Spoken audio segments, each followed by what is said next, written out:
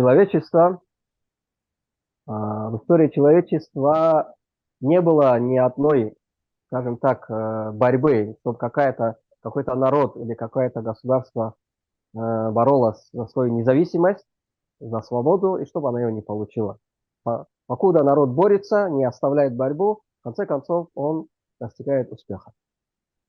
Как спикер сказал, начальный модератор, что у нас была длинная, большая такая, больше подкаст, чем интервью на эту тему, очень подробная. Я постараюсь не углубляться в то, что было в этом подкасте, а дать более сжато и некоторые факты или некоторые тезисы, которые там не прозвучали.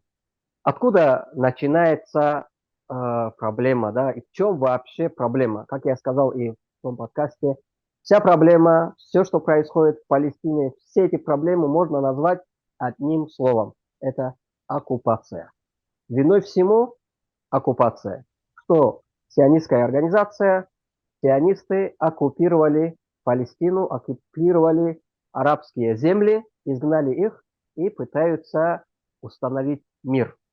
Никогда невозможно установить мир на оккупированных землях, если не вернуть эти земли хозяевам. С чего все началось? Сионизм. Есть два понятия: сионизм и политический сионизм. Первый сионизм – это то, что было скажем так, в культуре и среди иудеев, которые были рассеяны по всему миру. Это возвращение на Святую Землю и жить там. То есть это религиозная тяга к святым местам и находиться там. Первые сионисты, кто переезжали в Палестину, переезжали в Иерусалим и его окрестности, переезжали туда, чтобы жить. Да? Почему? Спасая, грубо говоря, свои жизни. И это движение началось в конце 19 века, да, во второй половине 1860-х и дальше в эти годы, когда в Европе, в России, в Российской империи такие были сильные волны антисемитских погромов, еврейских погромов, то, что они называли. И многие люди бросали свои дома и уезжали, селились в Палестине и жили там вместе с другими жителями. Как это было в истории исламского халифата, начиная с того момента, когда мусульмане потеряли Андалусию, Испанию, когда мусульмане были изгнаны, евреи, которые находились там, они подверглись жестокому гонению, христианизации насильной, и те, кто отказывались, они просто там уничтожались, геноцид был страшнейший. И чтобы спасти себя, они переезжали в Османскую империю, и Османская империя понимала, у нас у мусульман никогда не было проблем, то, что называется антисемитских, да, вот против евреев и так далее. Такого понятия, как антисемитизм, никогда в арабском мире, в исламском мире такого не существовало. Безумный парламент. Так, антисемитизм – это чисто европейское явление. Попробуй разобраться, почему так произошло. Так. Во-первых, да, евреи жили в Палестине и были изгнаны оттуда римлянами, очередной раз изгнаны из Палестины в 70-м году. То есть это в первом веке уже нашей эры. До этого они тоже селились, у них было свое государство, разгромленное вавилонями. Это государство, которое построил Дауд, алейхиссалям, и продолжил его сын Сулейман, алейхиссалям, которых мы почитаем как пророков, уважаем, любим. И мы считаем себя последователями этими пророков в единобожие, поклонение и подчинение Аллаху Субхану Ва Тааля. После Сулеймана правители еврейские, Бану Исраиль, правители, они отошли от закона Аллаха, впали в заблуждение, и Аллах Субхану Ва Тааля наслал на них Ахлю Бабель, которые разрушили это государство и согнали всех евреев, так будем называть, да, чтобы нам легче было это идентифицировать. Набрали их всех в Вавилон. Они там жили долгое время. Затем, через некоторое время, они опять вернулись и опять построили свое государство, которое тоже долго не просуществовала, пришла Римская империя и захватила всю эту территорию. Затем было несколько восстаний еврейских против Римской империи, очередное восстание, они просто разогнали всех, кто там был, и это называется у евреев, их иудейской традиции, это рассеяние. Рассеяние – это что Бог разгневался на Бану Исраиль и рассеял их по земле. И по их атихаду, по их убеждениям иудейским, такое состояние будет до тех пор, пока евреи не очистятся, не вернутся к Господу, не начнут соблюдать заветы, и тогда Господь смилостивится и пошлет им Машияха, да, Мессию, Масиха, Спасителя. В конце времен он придет, объединит всех евреев в Байтуль-Мактисе и построит там храм Соломона, и тогда вот восторжествует еврейский народ, избранный, все мы никому, наверное, не секрет, что называют избранный Богом народ. Вот такая общая как бы убеждение насчет того, как будет длиться. И теперь они рассеяны, и они были рассеяны, Бану Исраиль ушли с этой земли, ушли на север, Кавказ, мы знаем Хазарское царство, Хазарский каганат, который был, который приняли иудаизм, и затем дальше оттуда в Восточную Европу, в Европу, и расселились по всей Европе. Почему же вот такой антисемитизм присущ европейцам и как бы нету среди мусульман? Потому что у мусульман с евреями нет таких, скажем так, враждебных посылок. Да, мы знаем, что были столкновения, они коварные, они сеют смуту и так далее, все это известно. Да? Но они не представляют собой вот такой ненависти, как к человеку и так далее. Если он ничего плохого не делает, если от него не исходит зло, просто потому, что он еврей, просто потому, что он иудей, к нему плохого отношения не было. Поэтому, именно поэтому многие евреи принимали ислам, видя, как ислам, как мусульмане к ним относятся. Мы знаем и еще со времен пророка Мухаммада, саллаллаху алейхи вассалям, и в дальнейшем многие евреи, иудеи принимали ислам. Здесь еще возникает вот проблема. Мы говорим евреи и иудеи. Иудаизм как религия. Да? Ягуд, вот то, что говорится, это последователи Муса, алейхиссалям, который вывел Бану Исраиль из египетского плена и поселились они через там 40 лет, уже после смерти Муса, алейхиссалям, поселились в Байтуль-Мактис и вокруг него. Иудаизм. Да? Если говорить как нацию, мы имеем название Бану Исраиль, сыны Израиля. Кто такой Израиль? Израиль – это Якуб, алейхиссалям, сын Исхака, сын Ибрахима. То есть Ибрахим, алейхиссалям, у него был сын Исхак, это второй сын, старший Исмаиль, от которого идут арабы.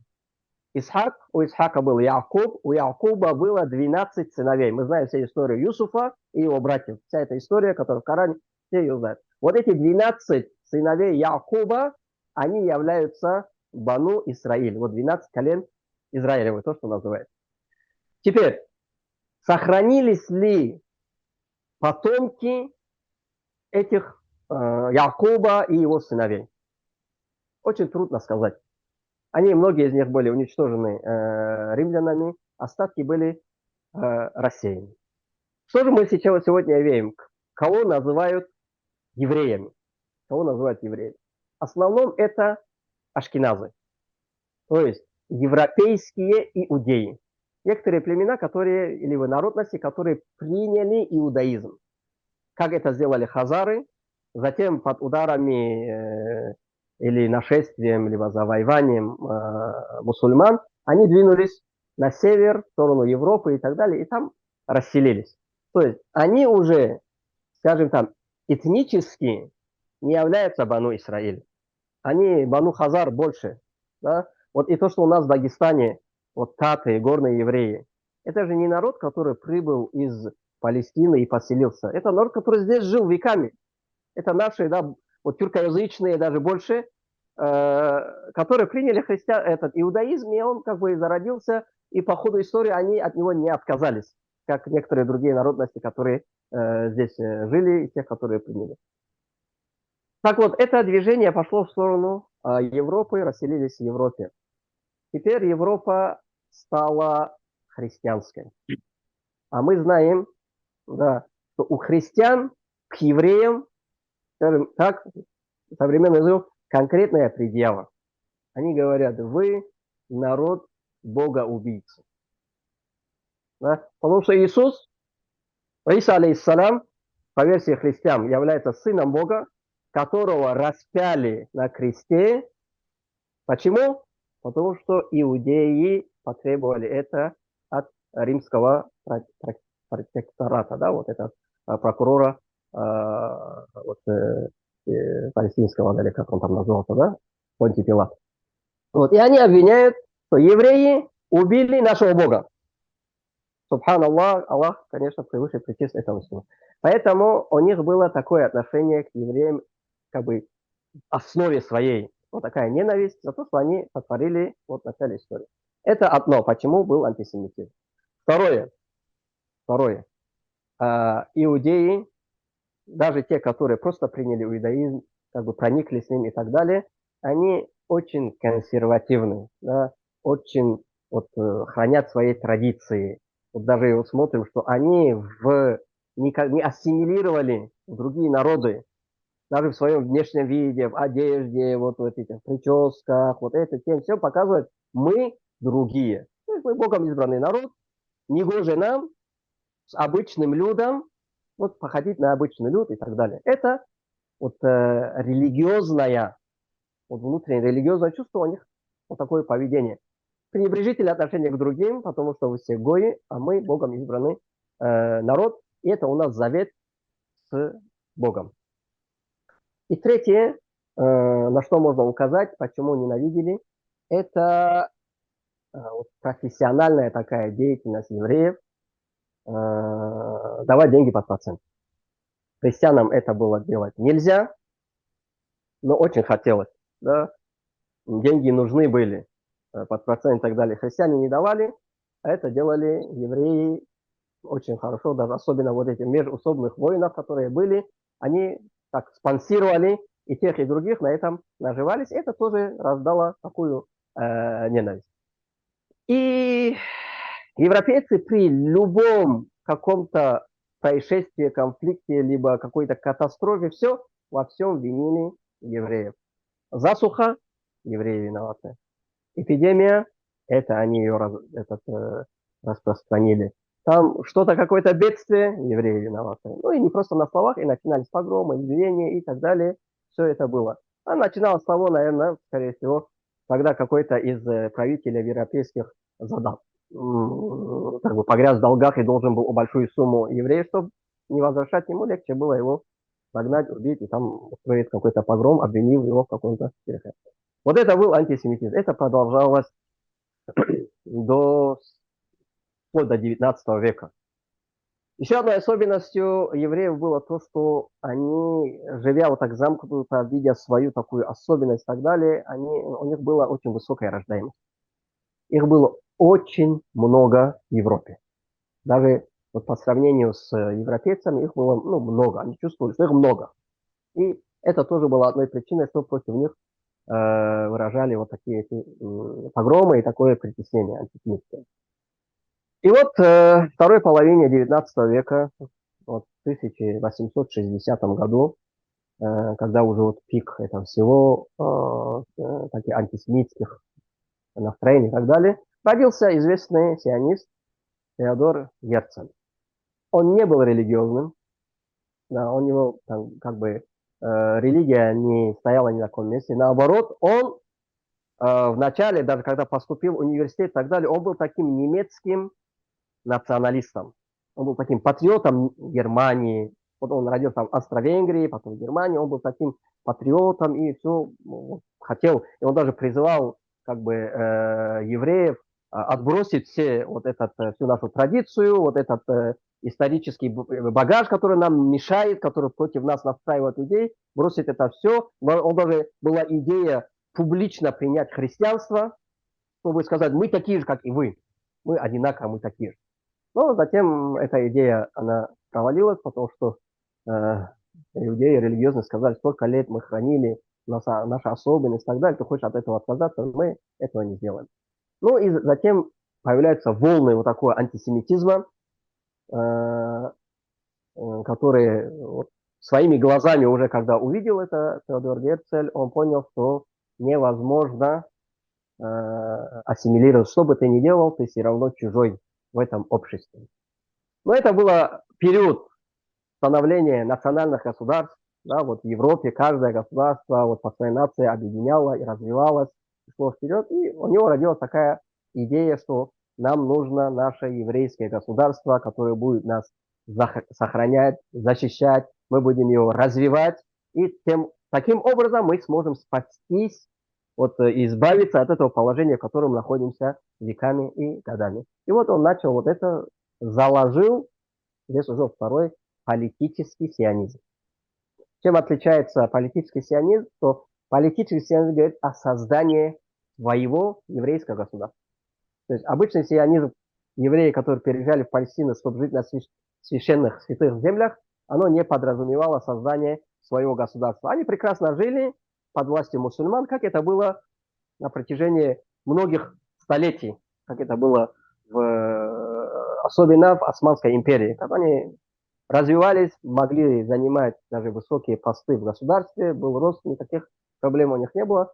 Как бы такая ситуация их устраивала. Но Теодор Роман, Герцель, он, да, а чем они мотивировали то, что им нужно это государство и выбор этого места? Как они рассуждали? так, во-первых, мотивация, почему нужно государство? Говорю, евреи не изменят своего положения, вот они рассеяны в разных городах, в разных странах, и везде нас притесняют, везде нас там убивают, обвиняют всех в грехах, нам нужно переселиться, создать свое государство, где мы будем жить сами, и тогда нас никто не будет трогать.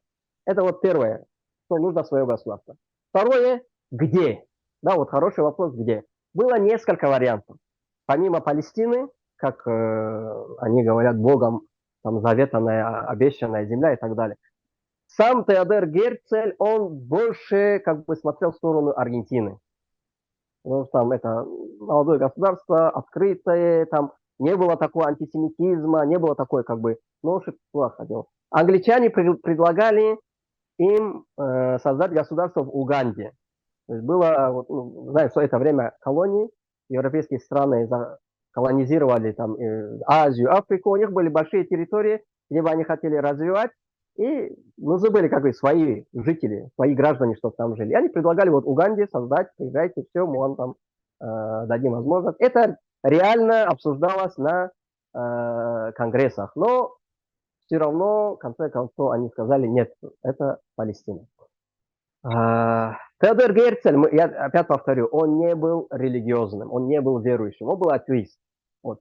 И он строил, как бы, у него были такие романтические, вот на изучив вот этот романтизм 19 века, там Гегеля, Ницше и так далее, у него хотелось вот, свобода, братство, равенство, создать такое государство, чтобы оно было примером для других. Мы, евреи, будем править, конечно же, мы не будем никого ушемлять, те, которые будут там жить, ну, про Палестину, как говорят, арабы и так далее, мы никого не будем изгонять, мы будем покупать, если они нам не продадут, мы будем брать там, где свободно, там будем развивать, и построим такое хорошее, процветающее государство, где все будут равны. Это была его такая идея. Эту идею не приняли раввины, религиозные, скажем так, религиозная часть иудеев. Почему? Потому что мы сказали, убеждение евреев – это рассеяние, она, как называется, Галата, да? Если кто-то вспомнит, скажите, что Бог рассеял, и нам нельзя создавать искусственного какое-то образование, собираться, пока Бог нас всех не соберет. И поэтому я говорю, нельзя нам создавать государство, нельзя это делать. Кстати, сегодня есть еще несколько таких общин иудейских, которые продолжают так думать. Вот Натура и карта в Америке, которая находится, еще более там радикальные движения и так далее, которые считают это незаконным, скажем так, говоря нашими терминами мусульманскими, это бида, это ересь, собрать и построение государства Израиль. На тот момент все были против.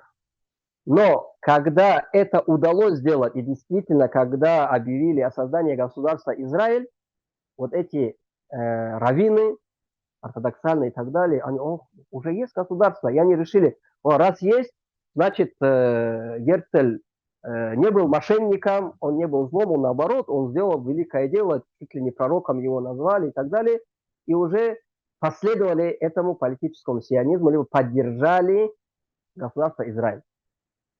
И здесь мы видим, что государство Израиль начиналось как светское. У него были такие общечеловеческие ценности и так далее. Не было у них там ничего такого Богом избранного, там, сакрального и так далее. Но когда вот эти иудеи примкнули к сионизму, они привнесли всю вот эту идею, которая у них была, богоизбранности, что весь мир создан только для еврейского народа, да, что все должны подчиниться еврейскому народу, земля принадлежит еврейскому народу, никто не имеет права жить на Палестине, кроме как с разрешения еврейского народа. То есть вот этот фанатизм, да, радикализм религиозный в структуру вот Израиля внесли именно вот религиозные элементы. Вот иудеев, которые первоначально Герцелю как бы не поверили, не поддержали, а затем, когда увидели результат, они двинулись. И нужно сказать, что Теодор Герцель не дожил до того момента, когда было создано государство. Оно уже создавалось без него.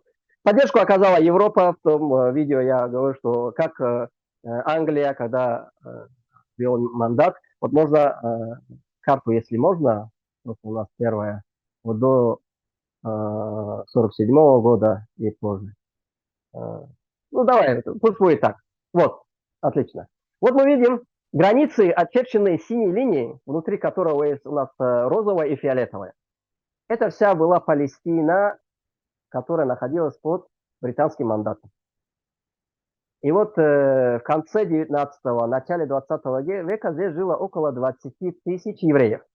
Они жили там, которые поселились намного раньше, жили вместе с арабами, жили долго и были свои, жили, как обычно мы живем, разные, да, вот, что в Махачкале, либо там в Дербенте жил и евреи, и русские, и такие, и любые, да, и живут, друг друга знают, общаются на одном языке, как бы знают культуру друг друга, знают, где что можно сказать, чего нельзя сказать, и вот так они жили. В начале 20 века, 1910 год и дальше, большая волна переселенцев из Российской империи, особенно с Украины. Потому что прошла большая война от погромов. Люди переселяются. Вот они называют эти переселения алия, возвращение на землю. И опять-таки, это возвращение, оно было возвращение бегством с одной земли на другую, не с тем, чтобы создавать там государство или какие-то какими-то политическими целями. Когда после Первой мировой войны британский мандат, Британия объявила, что это Палестина под их руководством, британская как бы, премьер-министр обратился к евреям и сказал, давайте заключим договор, мы разрешаем вам создать в Палестине еврейский дом. Да, вот сказать, перевести туда евреев и создать еврейский дом. О стране речи не было, вот таким. И начали переселяться. Мухаммад, а поясните, пожалуйста, а как так получилось, что эти земли были под мандатом? Под чьим протекторатом были эти земли до момента, как они попали под мандат Великобритании? Это была Османская империя. И когда Османская империя была втянута в Первую мировую войну вместе с Германией и другими, и потерпела поражение. Когда она потерпела поражение, уже Англия, Франция, кто там еще третий, Испания, они захватили этот регион.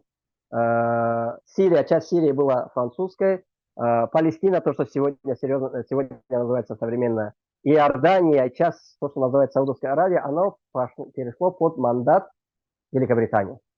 Вот. Теодор Герцель предпринимал попытки еще при жизни, да, вот, получить разрешение у Абдул-Хамида, второго османского халифа, да, правителя Османской империи, разрешение, чтобы евреи селились туда, дать им, чтобы они там построили свое государство. И мы знаем известный ответ Абдул-Хамида, что сказал, я не могу, это не мое, это принадлежит всем мусульманам, и вы можете взять ее только как бы, через мой труп. И вот после Первой мировой войны, оказавшись разгромленной, вот на стадии развала, вот получилось так, что она, Османская империя, и здесь, на Ближнем Востоке, в Африке и других частях, она вот так была как бы захвачена европейским государством. Так, мне кажется, вытягиваю. Так, Мгм. дальше. Вот более подробностей я отошлю вас к этому видео на канале Намус, где вы можете посмотреть. И вот карта, которая была, она показывает раздел. После селились в 1936 году количество евреев уже значительно увеличилось. Почти 200 тысяч стало. Они уже приезжали, вот эти после соглашения Британии, они начали массово привозить. Что британцы вынуждены были поставить запрет. Они там ввели белая книга, что ограничит въезд евреев на 5 лет, в течение 5 лет могут только 75 тысяч приехать, а в дальнейшем только с разрешения арабов. Ну, евреи это не приняли. Затем, и вот что нужно сказать, в этот момент началась борьба евреев против британского вот этого мандата, либо британской администрации. Против британской администрации и против арабского населения. Потому что уже земли как-то уже не хватает. 200 тысяч это огромное количество. На тот момент в общем, наверное, жило около порядка 800 тысяч арабов, не арабов, всех, которые жили на этой территории Палестины. И уже вот 200 тысяч евреев. Затем Вторая мировая война. Вот и массово, почему вот этот исход между вот 30-е годы, да, перед Второй мировой войной, потому что уже нацистские гонения в Европе против евреев, и они вот тоже новые волны, очень большие, крупные, вот эти переселения.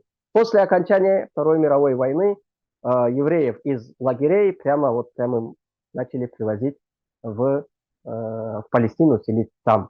Уже стало население к тому времени, к 1947 году, евреев стало больше 400 тысяч. Это треть населения всего Палестины. Это 800-900 тысяч. Арабы, не арабы, но и другие не евреи, и 400 тысяч евреев, которые туда приехали. И мы знаем, что в 1947 году уже Британия сказала, что мы не можем регулировать этот вопрос. Они хотели создать там администрацию, что-то и так далее, пытались, ничего не получилось, и они сбросили это все молодой организации Объединенных Наций и слиняли оттуда, сказали, вы сами решайте. И вот там решили разделить, вот как мы видим на картинке справа, разделить эту землю между евреями и арабами. Белая часть, это почти 55%, переходит евреям, чтобы евреи там создали свое государство. А вот зеленые три вот точки получается, и они между собой соединены. Это чтобы арабы смогли там создать государство. И было такое, в течение 2 лет арабы и евреи создают государство, то есть государственные институты и так далее. Все через 2 года, чтобы потом ООН принимает решение о том, создано государство или нет.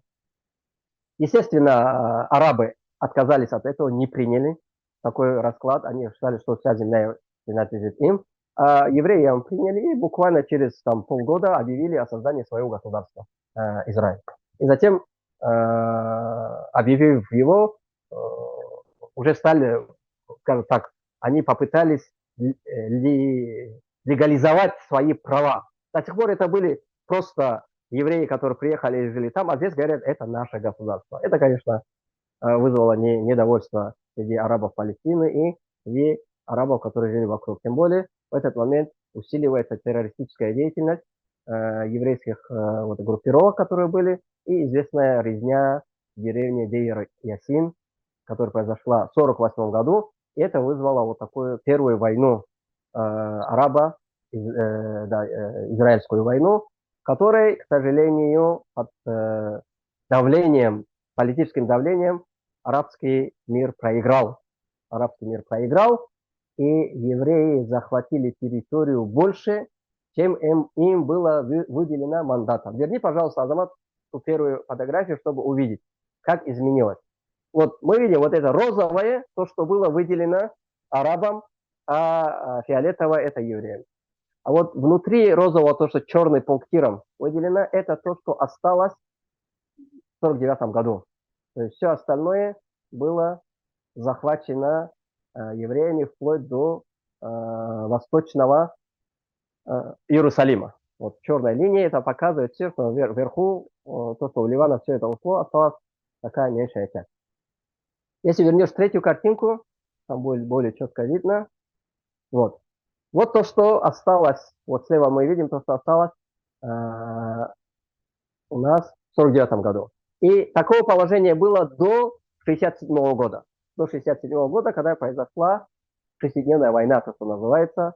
То есть Египет, Сирия, там, Иордания при поддержке Советского Союза решили как бы покончить с Израилем. Но условие Советского Союза было такое, чтобы первым не нападать. Подождать, пока Израиль нанесет удар, и ответным ударом все их уничтожить. Но первый удар Израиля оказался смертельным. Израиль просто разгромил авиацию Египта, Сирии, и они уже ничего не смогли сделать. И Израиль под поддержкой там, того же США, Европы, не то что выиграла, она захватила и Синай, и захватила Голландские высоты, и захватила юг Ливана, и захватила всю Палестину. Все, не осталось ничего, которое, чтобы называлось бы арабским. Вот. И это продолжалось до 1973 года. Затем в 1973 году Вторая война арабо-израильская, когда начал Анвар Садат, успешно начал продвижение. Но, как мы видим, что у него целью не было там уничтожить Израиль, продвинуться. Просто ему нужен был хороший такой быстрая война и переговоры. На этих переговорах они договорились, что Египет подписывает мирный договор с Израилем, признает Израиль. Израиль отдает Синайский полуостров. Да. И также было, что Газу отдает и восточный, вот это западный берег реки Иордан, то, что вот на левой карте зеленым нарисовано, они должны были его вернуть арабам. И восточный, этот западный берег как бы уходил под управление Иордании, а Газа уходила под управление Египта с такими как бы целями.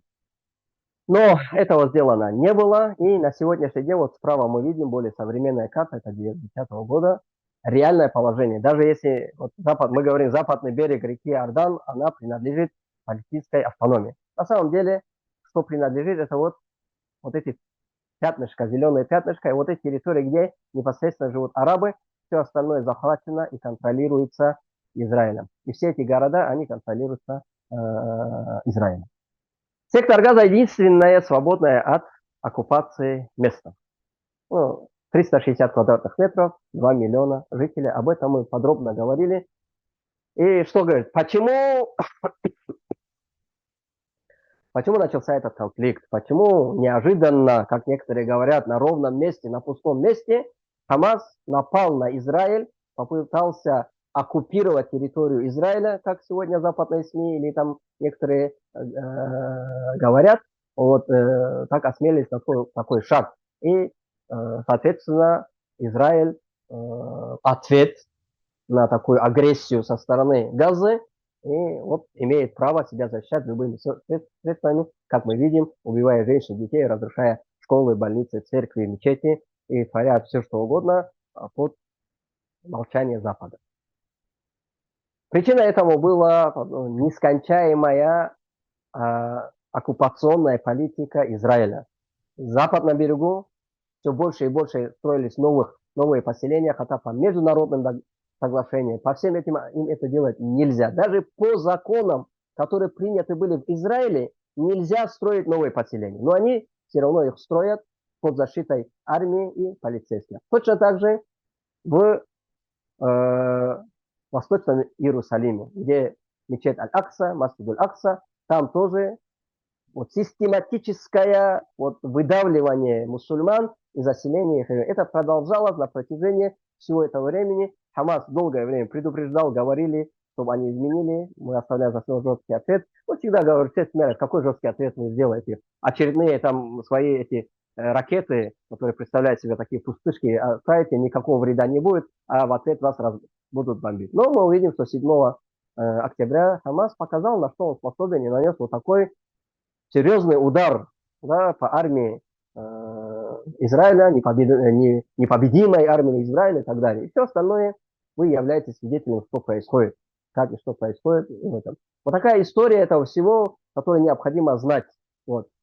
И был вопрос, почему почему же вот такая прекрасная идея Теодора Герцеля о создании процветающего современного государства, еврейского государства, в котором все будут жить под властью, там, справедливость и так далее, потом рухнул и превратился в такой апартеид, вот, такое фашистское образование. Да. Это именно когда этот политический сионизм влился именно еврейский, да, и религиозный компонент, который они называют, что мы Богом избранный народ. Этим словам нет никакого подтверждения. Потому что он говорит, у нас наш завет был заключен Ибрагимом со Всевышним. Ибрагимом. И они говорят, что Ибрагим был первый еврей. И они говорят, что еврейство, как бы наследственность, национальная принадлежность, оно определяется по матери. Первый еврей был по их, да, Ибрагим.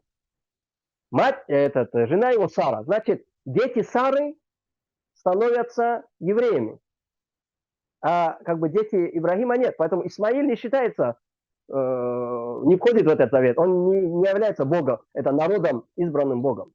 Но посмотрим, у Сары больше детей не было дочек, не было от кого бы по женской линии передавалось у Ибрагима. Был только Исхак. У Исхака, Исхак женился-то не на еврейке, не было же евреев. Его мать, даже если будем считать, что Ибрагим и его жена были, но не было других, он женился на нееврейке.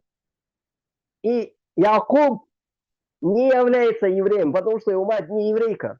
Даже если отец мой, если по мужской линии, как обычно у нормальных людей бывает, вот если по мужской линии, да, мы Бану Исраиль называем, сыны Израиля. У Израиля не было дочек, было 12 сыновей. Нигде не говорит, что у него было дочь. Как же это все передалось по материнской линии? И они говорят, еврей – это тот, кто родился от еврейки. Если еврей, отец еврей, мать не еврейка, он не является чистым евреем. И вот здесь все рушится, если чуть-чуть поразмыслить мозгами и так далее. Во-вторых, мы сказали, что сегодняшние современные иудеи или те, которые называют евреями, у них нет ни капли иудейской крови. И у них есть обряд, да, который гиур называется, когда любой человек может стать евреем. Да, вот вы кумыки, хочешь стать евреем? Пройди обряд, там обучение, Тору и так далее, все, сдашь экзамен, ну, обрезание не нужно делать, и ты еврей. Ты Бану Исраиль. У тебя завет с Богом, как у них. И тебе тоже обещана эта земля. Ты тоже имеешь право, как они говорят, на эту обетованную землю. Вот это они внесли. И вот уже под такой маркой мы видим, как вот эти ортодоксальные евреи, как они относятся к людям. Они называют как бы нас, мусульман, потомками Ишмаэля, как они говорят. И говорят, что Тора назвала Ишмаэля зверь-человек, дикарь-человек. Эти дикари, это звери, и поэтому ничего страшного нет, чтобы их убить. И сегодня Натаньяху вспоминает стихи из Торы, в котором говорится, якобы, что Бог говорит, зайди в Палестину и тем, кто стоит Амалекой, уничтожь всех, мужчин, женщин, детей, там, верблюдец, все уничтожь. Аллах. И теперь этими текстами они оправдывают то зверство, которое они чинят в Газе. И вот так, вот это, можно сказать, такая идеалистическая, романтическая идея о еврейском государстве превратилась в вот такой апартеид и фашистскую идею. Мухаммад, тут хотелось бы спросить у вас, кто такие жители современной Палестины, вот, и исторические жители, кто они являются этнически? Есть ведь разные версии того по их происхождению, и с кем сегодня борется государство Израиль с точки зрения этнического происхождения. Если идет как бы называние отдельных лиц не человеками, да, не людьми, как бы идет обесчеловечивание, так называемое, дегуманизация отдельной группы, и не только отдельной группы, по национальному или религиозному принципу. Соответственно, против кого сегодня выступает государство Израиль? Вот, государство Израиль сегодня, на сегодняшний день выступает против арабов в Палестине. Потому что они сейчас, как бы, скажем, там на передовой. Вот, прямой непосредственный контакт у них с ними. Но ни для кого не секрет, что для евреев есть евреи и все остальные. Вот есть евреи и все остальные. Есть евреи, Богом избранный народ, народ Бога. Есть все остальные, которые не народ Бога, которые созданы Богом служить евреям. Это любой раввин, любой религиозный, он скажет, что оно так. Когда придет Машиах и установится власть иудейского человека, все остальные будут служить евреям и будут счастливы ему служить. Когда они увидят величие евреев, они просто будут счастливы служить, прислуживать, учиться и вот смотреть как бы в рот и в глаза евреев. Это их вот такая политика. И для них нет разницы. Сейчас это арабы-мусульмане. Завтра кто угодно. Сейчас же даже в их представлении они же хотят не просто Палестину, они хотят великую Иудею от Нила до Ефрата, а потом еще дальше, где, везде, где жили евреи. В конце концов скажут, Хазарский Каганат, это тоже наша территория, где мы жили, наши там, отцы и так далее. И этот мы тоже, его тоже мы должны вернуть. Если как бы отсылать тому, где мы жили и имеем на это право, так весь мир перевернется. Сегодня мусульмане могут сказать, что Испания принадлежит им, потому что 800 лет, не прекращаясь, на протяжении 800 веков, мусульмане правили Испанией. А евреи, если посмотреть Бану Исраиль, все вместе, если посчитать, больше 300 лет у них государства не было в Палестине. Арабы, которые находятся в Палестине, их называют канаанiyun, которые жили там до прихода Ибрагима, алейхиссалям. Даже вот в Торе говорится, когда Ибрагим был направлен туда, он говорил, не живи, как живут канаане. То есть ты должен отличаться. Они были язычниками, ты должен быть единобожником. Он бросил Вавилон, он выходит из Вавилона. В принципе, это все тоже вот такое движение цивилизации. Там жили канаане, там жили филистимляне, до этого, которые были. И сейчас, сейчас начать вот, антропологическую какую-то исследовать, сказать, кто больше имеет право на эту жизнь, почему кто раньше жил. Никто так не делает. Если сейчас вот антропологически, кто когда жил, где, откуда выходцы, если так говорить, всю карту надо переделать. Поэтому это абсолютно не является никаким доводом сказать, вот иудеи здесь жили там 2000 лет назад, поэтому они имеют право туда вернуться и построить государство. Извините, ни одно государство так не создавало. С точки зрения антропологии, тут есть версии происхождения до современного населения, вот этого арабоязычного населения Палестины. Насколько я слышал, что есть одна версия, это как раз те самые филистимляне, которые упомянуты в Библии, в Ветхом Завете. И вторая версия – это те самые иудеи, которые не все выехали из этой территории Ханаана, земли обетованной, родины пророков. И это по факту те же самые бывшие евреи, назовем их так, которые приняли ислам. И сегодня по факту, получается, есть версия, которая считается наиболее близкой к действительности, к реальности, что, по сути, израильтяне сегодня борются со своими братьями. И ведь арабы названы в группе, языковой группе, и по происхождению, и если брать и библейскую историю тоже, они названы семитами. По факту получается так, что и арабы, и евреи тоже являются семитами. Это две группы братских народов, и когда даже они обращаются, один говорит «Ассаляму алейкум», другой говорит «Шалом алейхам». И тут языковая близость налицо. Я к этому хотел тоже подвести, чтобы это тоже не забывали, и для кого-то это будет открытием. Да, сами евреи тоже не отрицают и говорят, что арабы наши двоюродные братья. Потому что если Якуб, то Исмаиль является его дядей. Потому что Исхак и Исмаиль были братьями, братья от Ибрагима, алейхиссалям. Но мы называем себя последователями. И Аллах, субхану ва тааля, в Коране называет последователями Ибрагима именно те, которые последовали за пророком Мухаммадом, саллаллаху алейхи ва саллям.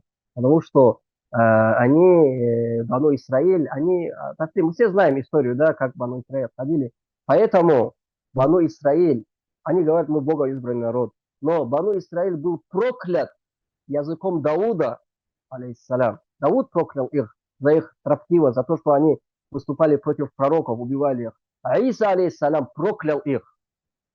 Сами, носители, кого они называют Бану Исраиль, они прокляли их. Как может пророк проклясть, вызвать проклятие на народ Божий?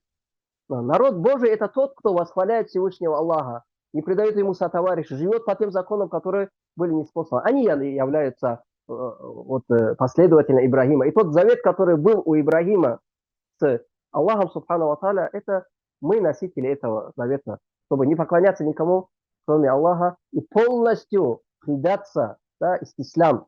И вот «Хуа самакумуль муслимун ми кабль», что Ибрагим назвал вас мусульманами еще раньше, до того, как были. Поэтому это необходимо знать. К сожалению, я, Мухаммад, наверное, много времени еще один занял. момент хотел бы вас Да. уточнить уже из современной истории Палестины. Вот Мгм. когда звучат названия Хамас и Фатх, для людей это полнейшее неизвестное черное или серое пятно. Они не понимают, Мгм. что такое западный берег реки Иордан и что такое сектор Газа. Это люди воспринимают, что это одно и то же, и не понимают, что это вообще из себя представляет. Кто был такой Ясер Арафат, кто сегодня современный президент этого образования на западном берегу, почему возникло движение Хамас, кто изначально служил вообще триггером возникновения этого движения, и почему сегодня мы слышим про обстрелы именно сектора Газа, но мы, с другой стороны, не слышим ничего с западного берега, и почему некоторые люди называют там из числа мусульман предателями представителей Фатх, а Хамас поддерживает. И наоборот тоже. Если коротко говорить о противостоянии, о борьбе против Израиля, после 49 года и даже более после 67 года, когда Израиль оккупировал всю территорию, многие там пришлось выехать, 600 тысяч. Мы говорили, на 47-48 году было около 800-900 тысяч арабов в Палестине. 600 тысяч из них выехали беженцами в Иорданию, уехали, либо переместились в западный берег, переместились в ту же Газу, вот, в Египет, Сирию, Ливан. Они были вынуждены уехать. И вот эти палестинцы, которые жили за пределами, они сформировали там какие-то отряды и периодически совершали акты вот фидаиин, жертвенности. Вот. Как бы идеологической основой это был социализм. Вот, борьба против империализма, и все, вот Че Гевара, Куба и так далее, вот это все бурлило, кипело. В арабском мире тоже вот это аль-бахсиин, вот это вот такая вот социалистическая, националистическая, вот это кухня. И вот они начинали под поддержкой тех или иных всякие такие движения. Вот было движение ФАТ, которое возглавлял Ясир Арафат. Он тоже был известен некоторыми там, то, что называется террористическими актами, либо актами сопротивления. Был захвачен там самолет, угнан, чтобы освободить пленных, да, в тюрьмах сидеть бойцы освобождения и так далее. Много этого было. И вот к 80-му году уже концу, ну, после 67-го, после этого, в Газе шейх Ахмад Ясин, он был 36-го года рождения, довольно-таки молодой человек, да, вот 60-е, 70-е годы, видя, что национализм, он рухнул. Нет никакой надежды, что арабский национализм, он может освободить Палестину, что он может ей что-то противостоять. Самый, вот, икона вот этого национализма, Джамаль Абдул-Насер, он позорно проиграл войну. И тогда уже начали думать о своей религиозности, о исламском сопротивлении. Вот. И к тому времени нужно сказать, что ну, Палестина, она была довольно-таки в упадке в плане религии. Вот вспомните, я не знаю, вы в Дагестан 80-х годов, если есть такое, там, и так далее. Что было? Вот то же самое происходило. Ни мечетей, ни намаза, ни там женщин в хиджабах, ни обучение исламу. Все вот разрушено. Светская абсолютно вот такая все. И это насаждалось Израилем, поддерживалось, всякие концерты, там театры, все вот такое. И на этой волне Ахмад Ясин начинает давать призыв к исламу, воспитание молодежи на основах ислама, возвращение к основам. И вот этот процесс вылился уже в 1987 году в такое уже мощное движение. Они начинали с благотворительности, с поддержки людей, давата, распространения исламских знаний и так далее. Затем в 1987 году, когда началась первая интифада, то есть восстание против оккупации, они приняли там серьезное такое участие. Вот. Интифада камней, вот они бросали, вот это все, то, что происходило. Второе такое мощное Ну вот, Баракаллаху фик. Вот Газа находится на берегу Средиземного моря, граничит с Египтом. А западный берег, это вот то, что выделено. Почему западный берег? Вот река Иордан делит Иорданию и Палестину, и вот западный берег это является Палестиной, и в западный берег тоже входит Иерусалим, да, Аль-Кудс.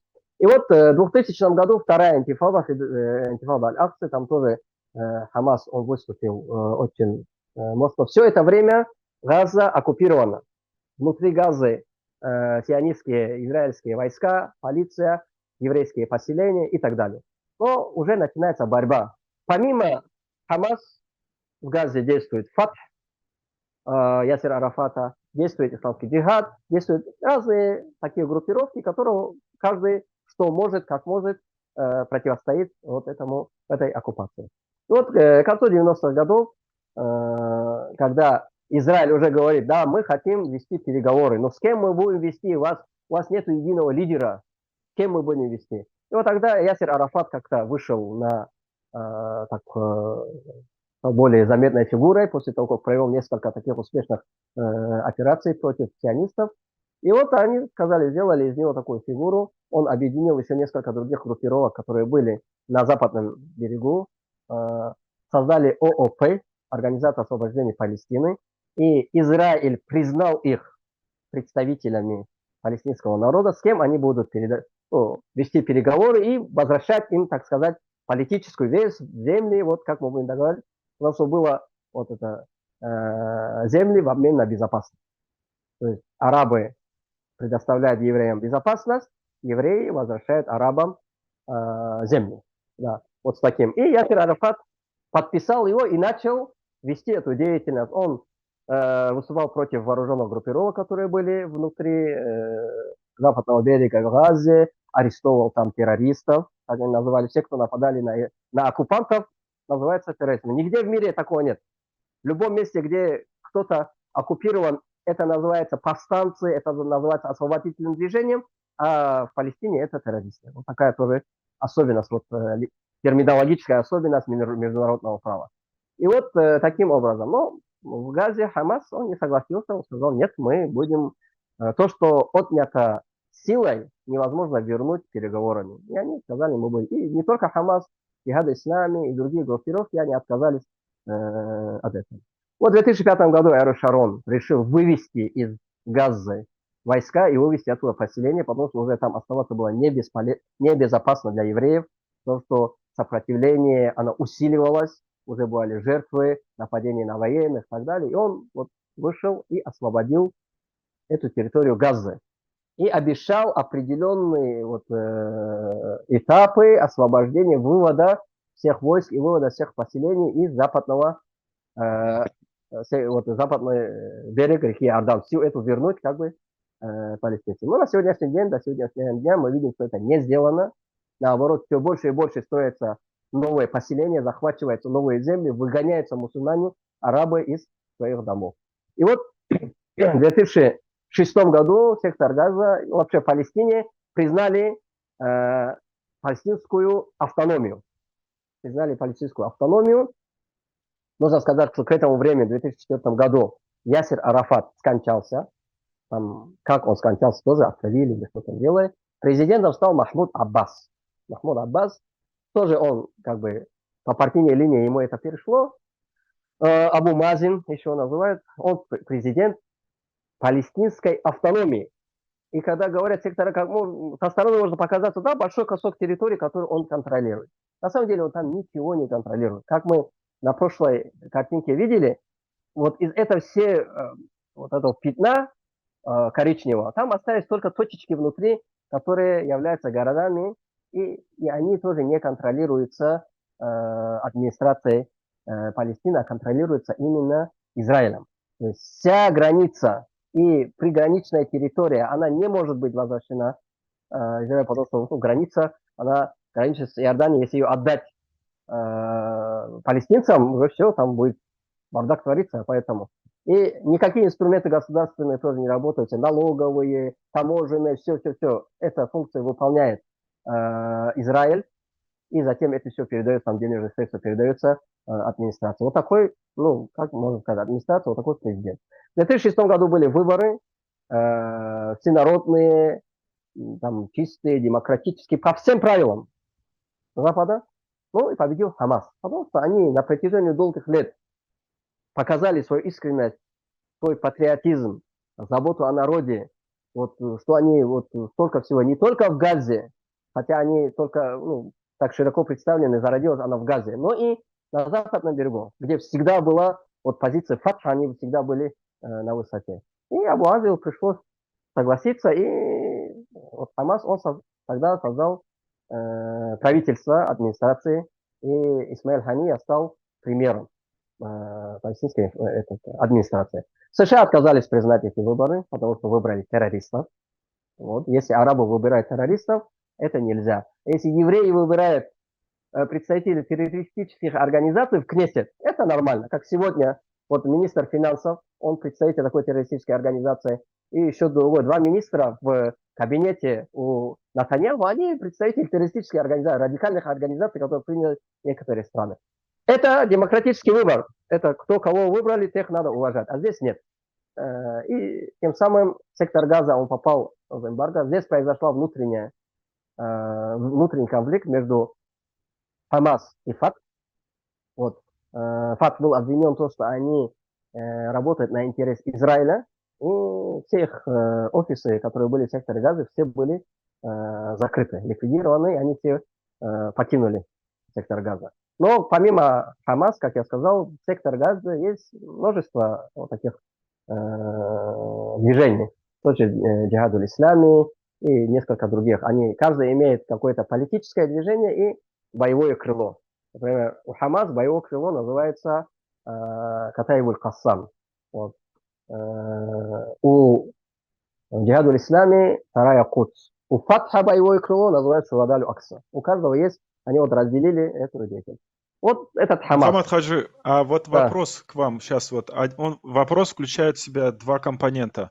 Угу. Какое отношение у европейских так называемых цивилизованных стран и стран ООН, может быть, да, которые входят в систему, к этим двум образованиям? Это первое. И второе, какое отношение у европейских государств и других государств к происходящему не происходящему, а к оккупации как явление. Вообще в целом, до того, как вот не последние события рассматриваем, а вообще в целом.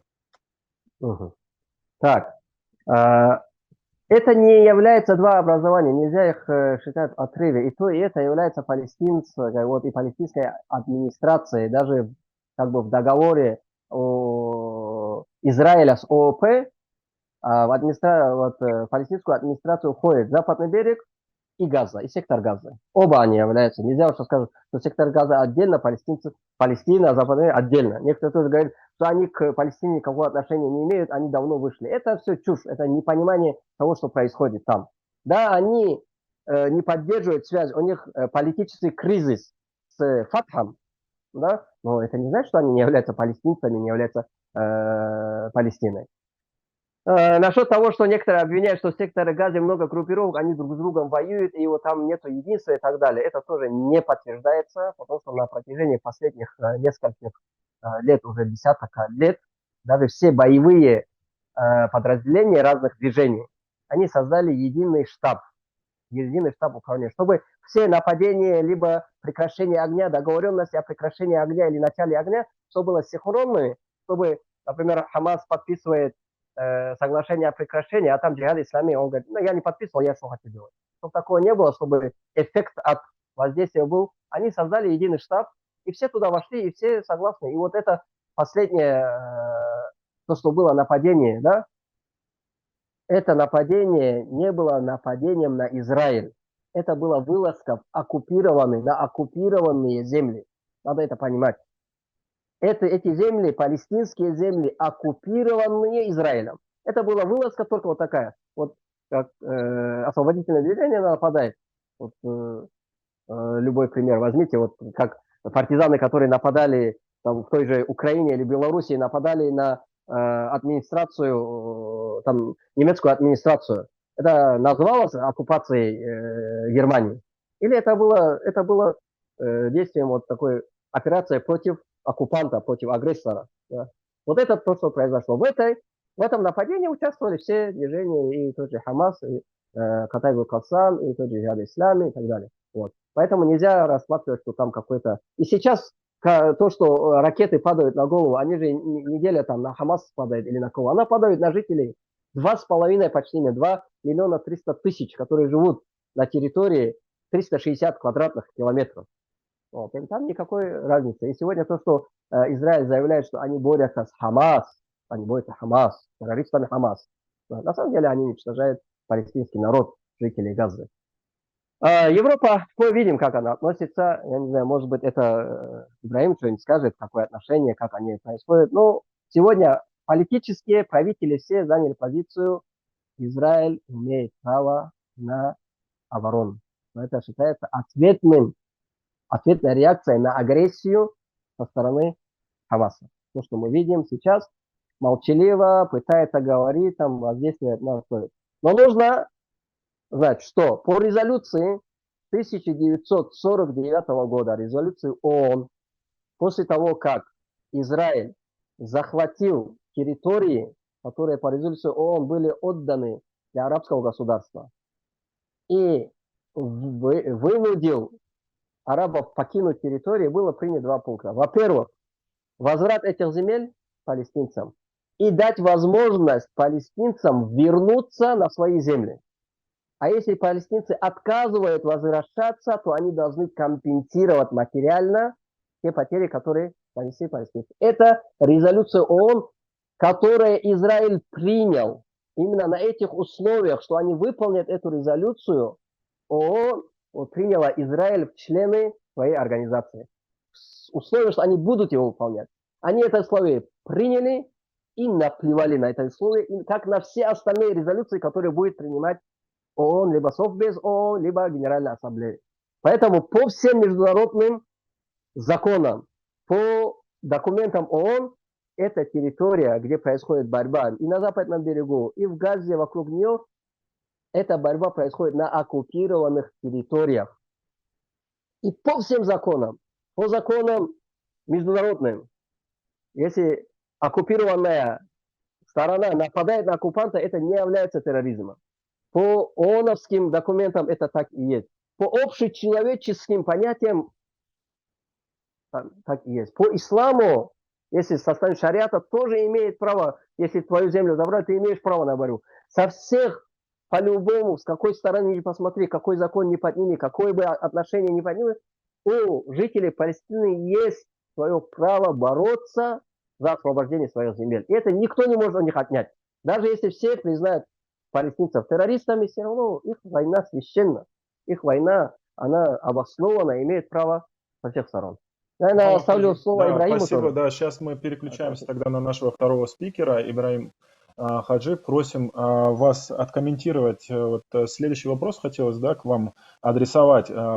Касательно отношения конфликта в мире с 7 числа, да, то есть то, что происходит, да, там и по сей день, все эти ковровые бомбардировки, частичная блокада и не частичная, полная блокада тоже, отключение воды, отключение полностью всей экосистемы ЖКХ, электроэнергии, невозможность въехать гуманитарным грузом на территорию через пост КПП Рафах, который находится на границе с Египтом. Отношение вообще, какая реакция со стороны мирового сообщества, со стороны других государств на происходящее вообще в данный момент кровопролитие? Бисмиллахи рахмани рахим.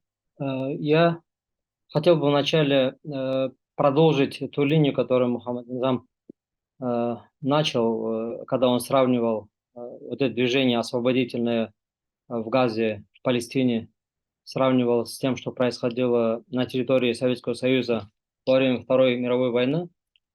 И действительно, вот часто встречаешь людей, которые, ну, наших людей, да, вот наши соотечественники из нашего народа, которые в первую очередь, они просто являются носителями той информационной политики, которая в их уши, в наши уши, да, вкладывают именно сионистские СМИ, что вот Хамас начали первыми. Вот здесь уместно сопоставить и сверить, да, и вот именно Великая Отечественная война является хорошим примером, потому что это для нас, это наша боль, потому что наши деды сражались за освобождение от фашизма, от фашистских оккупантов, и, как мы все знаем, да, все страны-победители каждый год отмечают там 9 мая, празднуют эту победу.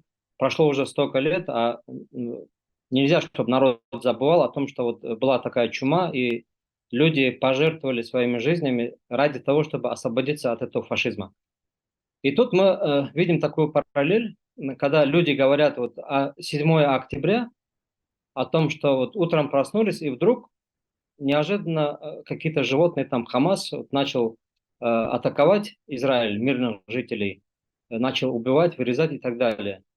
Вот тогда давайте мы посмотрим, если Хамас объявил операцию наводнения Аляксы, давайте мы вернемся в 1942 год, вернемся в Севастополь и посмотрим, как Красная Армия объявила операцию «Лов Осетра». И тогда Красная Армия начала бить немцев, изгонять их из этих земель.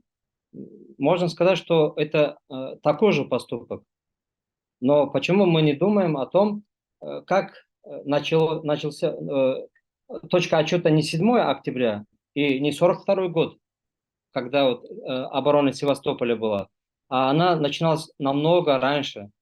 И если мы вернемся как бы к этим датам, о которых Мухаммад Низам говорил, 47 год, 48 год и еще до этого, то мы тогда уже поймем суть конфликта, корень конфликта, да, как он зарождался.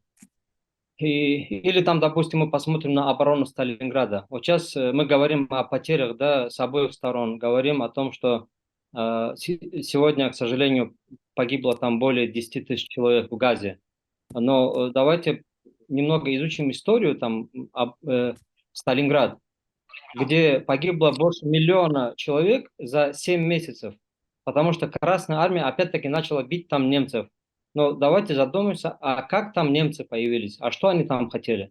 Если мы посмотрим на вообще планы фашистов, когда они надвигались на Советский Союз и на другие страны, у них была задача переселить все европейское население Советского Союза за Урал и заселить эти земли. 14 миллионов немцев должны были жить, а все остальные должны были прислуживать и должны были быть таким ресурсным придатком, да, то есть обслуживание вот этой белой расы.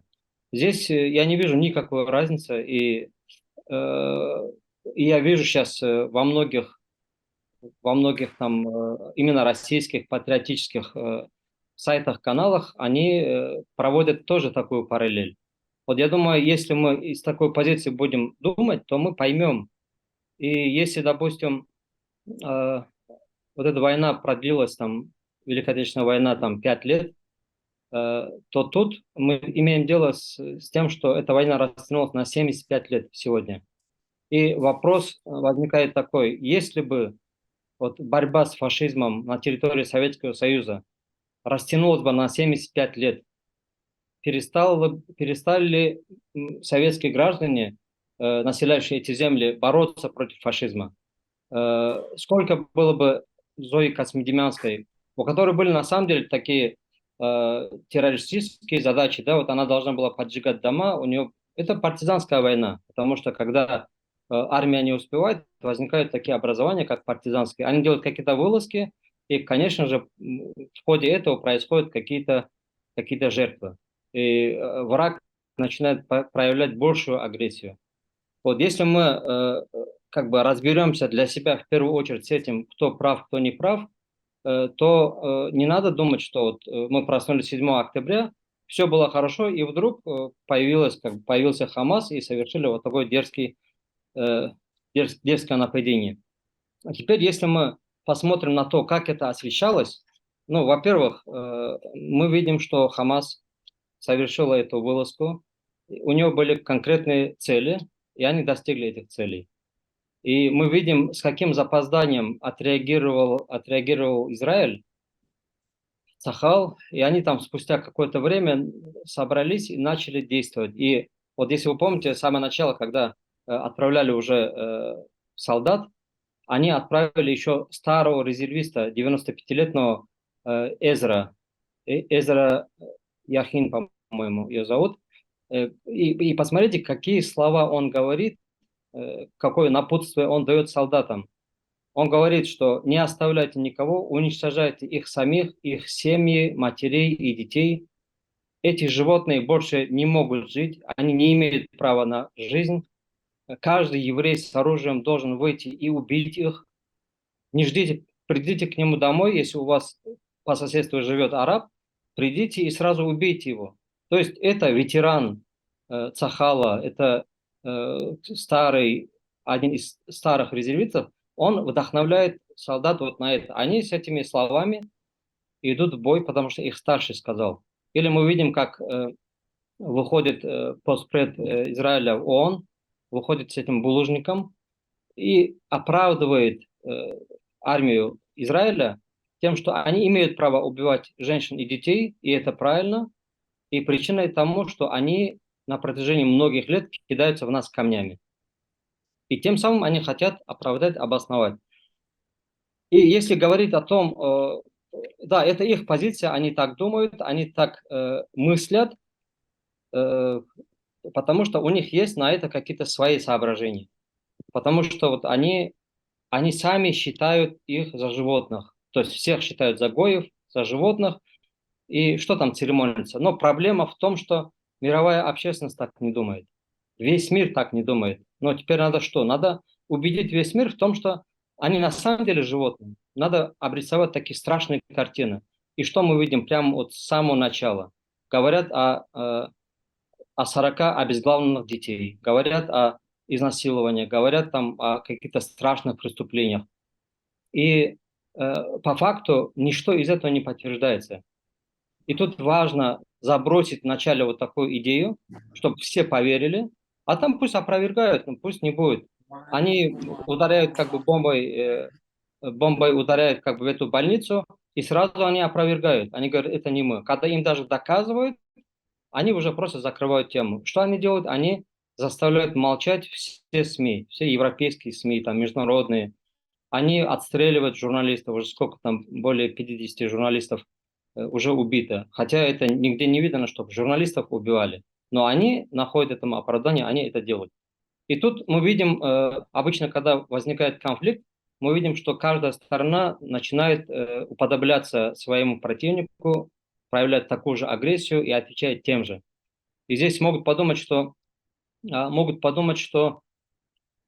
мусульмане как бы тоже будут так отвечать, но и мусульмане, те, кто следует действительно Корану и Сунне, для них важнее не отклоняться от Корана и Сунны, потому что это свято. Здесь есть какие-то границы, о которых Аллах Субхану Тааля в Коране говорит, говоря именно о сражениях. وَقَاتِلُوا فِي سَبِيلِ اللَّهِ الَّذِينَ يُقَاتِلُونَكُمْ وَلَا تَعْتَدُوا إِنَّ اللَّهَ لَا يُحِبُّ الْمُعْتَدِينَ. Всевышний Аллах, когда говорит, сражайтесь с ними, с кем? С теми, кто с вами сражается. То есть на поле брани сражайтесь с ними. Но не приступайте пределов. Поясни, Аллах не любит тех, кто приступает пределов. То есть есть какие-то правила. Вот если ты дошел до черты, вот нужно было сражаться, ты сражаешься. Остановилось сражение или ослаб враг, он капитулировал, ты не имеешь права устраивать геноцид. Это регламентируется Кораном, это регламентируется сунной пророка, саллиллаху алейхи.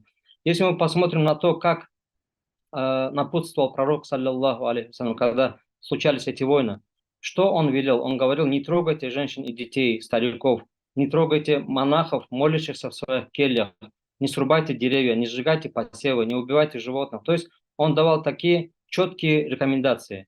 И есть случаи, когда, допустим, на поле брани сподвижник сражается с врагом, тот враг оказывается проигрывает, и при этом он, конкретный случай, да, который произошел, и поверженный враг, когда над ним занесли меч, он сказал, я свидетельствую, что нет Бога, кроме Аллаха, и сподвижник, несмотря на это, он убил его. И когда эта весть дошла до пророка, саллаллаху алейхи, он сильно разгневался. И этот сподвижник находил себя оправданием. Он говорил, что он просто испугался, и чтобы не умереть, он сказал эти слова ради своего спасения. И посмотрите, что пророк саллаллаху говорит. Он говорит, а разве ты заглянул в его сердце? Разве ты заглянул в его сердце? Он сказал эти слова. И тогда этот сподвижник говорит, я тогда думал, хоть бы я до этого не был бы мусульманином и принял бы ислам с этого момента. То есть мы видим, что ислам четко регламентирует. Здесь нельзя переходить пределы, уподобляться врагам. И вот на этой карте, которую сейчас Азамат предоставил, мы видим вот за вот какой-то отрезок времени, вот по годам, да, вот начиная с 2008 года до 2020 года, там, и не учитывая современные потери, мы видим, сколько людей, я не говорю даже об армии, да, а именно о воинах, я говорю о людях, которые погибали вот за этот период. Если мы говорим, что вот, палестинцы не оставляют израильтян, постоянно их терроризируют, как они говорят, камнями и палками. Но так если подумать, Дауд, алейхиссалям, он тоже как бы камнем поразил Голиафа, когда в сражении, да, тоже он использовал это против врагов Аллаха, да, против нелюдей. И в данном случае мы видим, что количество жертв со стороны палестинцев гораздо больше. Это при том, что Израиль вооруженная до зубов, у нее армия, там самая современная техника, вот эти танки. И мы видим, что они пытаются обелить себя, назвать этих людей животными, и для того, чтобы весь мир согласился с ними. Здесь, конечно же, работает, как говорится, вот окно Авертона. Надо людей убедить, что это так. Вот я так думаю, я так решил, значит, все должны в это поверить. Но, как мы видим, в этот раз это не сработало. Все люди, не только мусульмане, вот все люди на земле, мы видим, что сегодня прямо на площадях ночуют они, люди, не мусульмане даже, в разных странах, потому что они видят бесчеловечность. И как бы СМИ не находились бы в руках у сионистов, все вышло из-под контроля. Они все говорят, что Израиль проигрывает именно информационную войну, потому что вот эти кадры ужасающие, где гибель детей, женщин и то, что там происходит, это не может оставить равнодушными людей. Это одно. Второе, мы видим, что очень большое количество людей сегодня начинают изучать историю, начинают изучать ислам. Они видят, как вот эти дети, израненные дети, которые при смерти, и они поминают имя Аллаха. Они неустрашимы. Вот люди удивляются их стойкости. Откуда у них эта стойкость? Откуда они это черпают, будучи в блокаде? Это тот же самый, то, что они говорят, гетто, Холокост. Там еще хуже. Вот сейчас они без продуктов, без медикаментов, без воды, без ничего. Они пьют соленую воду с моря. Они обнесены вот этим высоким забором. И это настоящее гетто, это настоящий Холокост в отношении, и даже хуже, чем Холокост получается. Но эти люди не теряют стойкости. Мы видим, что хотят, чтобы они ушли оттуда, освободили эти земли сами добровольно. Их гоняют в одну сторону Газы, они туда направляются, их бомбят. Гоняют в другую сторону, там бомбят. То есть им покоя нигде нет. Но народ не бежит с этой территории. Они готовы умереть там, потому что это их земля. Если они оттуда все уйдут, это будет поражением. Поэтому они стоят вместе, вот говорят, там вот боевики их удерживают, боевики прикрываются простым народом. Вот эти боевики, эти воины и народ – это одно целое, вплоть до детей. Вот они все на защите, даже те христиане, которые там находятся, вот та церковь, которая была разбомблена, христианские общины, которые там, вот это тоже все одно целое. Они не разделяют. Иначе они давно бы оттуда уехали бы. Но они там живут, несмотря на то, что там такая сложная обстановка. Говоря про контекст того, что люди там проживают, сегодня звучат такие определенные тезисы, как то надо дать возможность этим людям открыть КПП Рафах, и эти люди будут беженцами, уедут в Египет.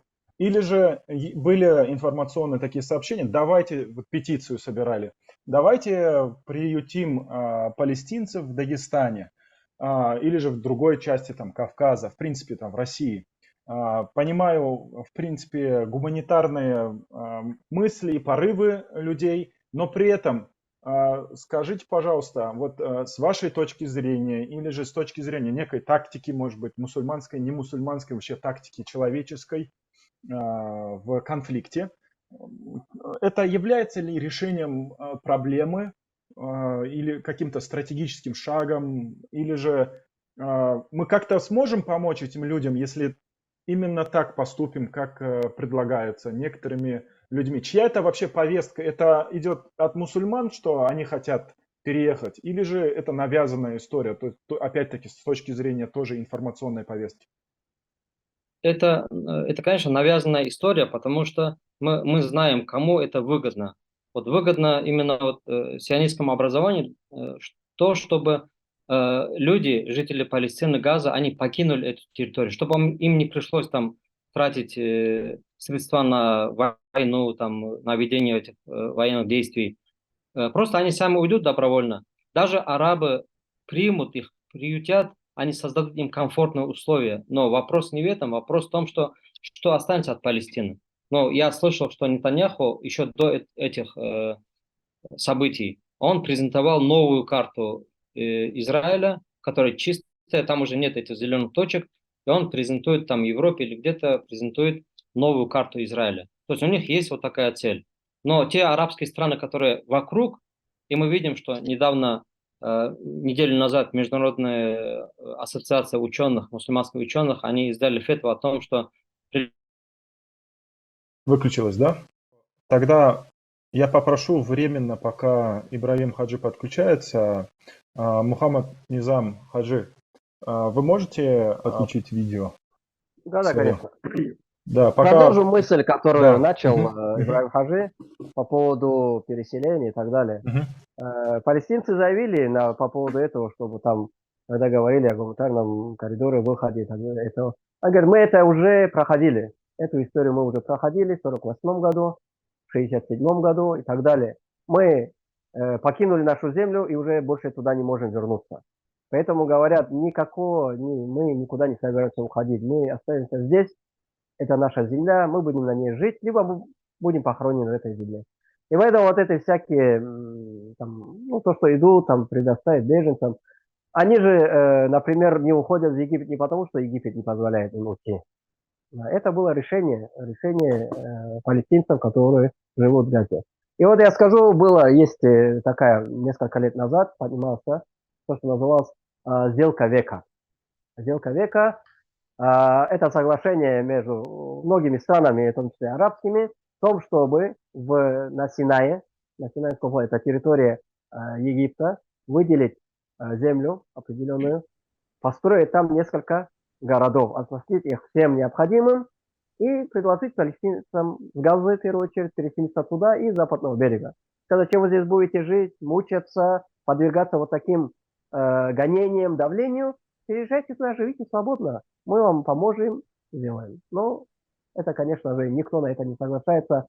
Потому что Палестина же это не просто земля, это не просто земля Палестины, это Масджид Акса и окрестности Масджид Акса. Это то же самое палестинцы говорят. Это сказать, отдать святыню евреям и уже больше на нее не претендовать и больше за нее не бороться. На это мы не согласны. Я предлагаю Ибрагиму, кажется, вернулся, чтобы он продолжил свои мысли. Да, я просто еще раз хочу подчеркнуть, что всегда нами пытаются управлять именно ходом наших мыслей, потому что СМИ, как известно, в руках вот именно их, да, они пытаются регулировать, контролировать вплоть до наших мыслей. Если там, вот я, например, читал Джорджа Оуэлла, там, 1984, как бы там есть ну, называют там мысли преступники, то есть пытаются контролировать вплоть до мысли людей. И вот мы сегодня в таком положении, что даже ход наших мыслей пытаются контролировать и держать, ну, направлять в какое-то русло. И тут, конечно же, с нашей стороны эмоции нас могут сподвигнуть тому, что мы будем приступать к пределу. Здесь я просто не устаю повторять, чтобы не путали эти понятия, как национализм, так как пророк сам говорил, что нет у араба преимущества над неарабом и у неараба над арабом, у белого над черным, у черного над белым. Это непреложная истина, и это будет работать всегда. Никто никогда не будет отделять из мусульман по национальному признаку, и это неправильно. Будь то еврей там, или индеец там, или еще кто-то, здесь никогда ислам не будет поощрять нацизм, национализм. Это первое, надо запомнить. Когда мы сейчас возмущаемся тому, что происходит там, сионисты, которые по сути являются фашистами, неофашистами сегодняшнего дня, сразу нас обвиняют в антисемитизме, о том, что мы против евреев. Мы не против евреев. Мы не против евреев, потому что это народ, который создал Аллах. Это евреи были сподвижниками пророка, такие как Абдулла ибн Салам, который был знающим иудеем. Он пришел, задал вопросы, он понял, что он пророк, он уверовал и стал его сподвижником. И много в истории таких людей, которым мы гордимся. Вот они евреи, мы считаем их своими братьями, мы ими гордимся. Что касается иудаизма, как конфессии, тоже мы абсолютно как бы не против, потому что Всевышний назвал их Ахлюль Китаб. Как христиане, так и иудеи, они Ахлюль Китаб, и к ним отношение есть регламентированное, да, в Коране, в Сунне, в Шариате. Мы тоже не имеем права переступать через это. Но когда мы видим форму такого фашизма, неофашизма, мы должны реагировать. Не только мы, мусульмане, но весь мир, в ком есть человечность, они должны реагировать. И здесь нас не должны останавливать вот эти слова, которые обращены против нас, да, вот как вот мы, мусульмане, не мусульмане, если мы ратуем за справедливость, то эти слова, обвинения не должны нас останавливать. Но нас пытаются устыдить и заткнуть наш рот. Вообще вот мы видим, когда запрещают там, допустим, какие-то каналы вещать, в Европе, например, да, начинают наказывать, если кто-то будет высказываться против того, что творится сейчас там в Израиле, на Палестине, то есть руками израильтян. Это не должно нас останавливать. И мы не должны все впитывать в себя, всю информацию, которую мы слышим. Потому что большая часть этой информации – это ложь. И мы должны понимать, что война – это обман. Как говорил пророк, саллаллаху алейхи. Война – это обман. И тут нетрудно попасть в какое-то заблуждение. Поэтому Всевышний Аллах Субхану Тааля говорит: «Я юхалладина аману ин джаакум фасикун бинабаин фатабайяну антусибу кауман биджахаля». Всевышний Аллах говорит: о, вы те, которые уверовали. Он обращается к нам. Он говорит, если кто-то, какой-то нечестивец придет с какой-то информацией, то не распространяйте эту информацию, не перепроверив, не убедившись, что это правильно или неправильно. Потому что если он нечестивец, если для него это в порядке вещей, то почему мы должны сразу услышанное брать и думать, что это так? Вот нас сейчас даже информационно обманывают. Сейчас говорят там, мы продвинулись туда-то, мы сделали то, мы сделали это. Но по факту, когда появляется связь и Хамас выставляет свои достижения, мы видим, что там уже 20% этого парка армии, этих танков, да, уничтожено. Мы видим, что огромный экономический урон наносится, да, вот такая маленькая кочка наносит огромный экономический урон вот этому сионистскому образованию. То есть не всегда надо принимать эту информацию, которая нам поступает, нам ее надо фильтровать. Ибрагим Хаджи, в контексте фильтрации информации и в контексте того, что мы поддаемся эмоциями, мы как люди, которые наблюдают за событиями, которые происходят, и кадры душераздирающие на самом деле. Я хотел бы вспомнить про ситуацию, которая не так давно произошла в дагестанском аэропорту, всем известная.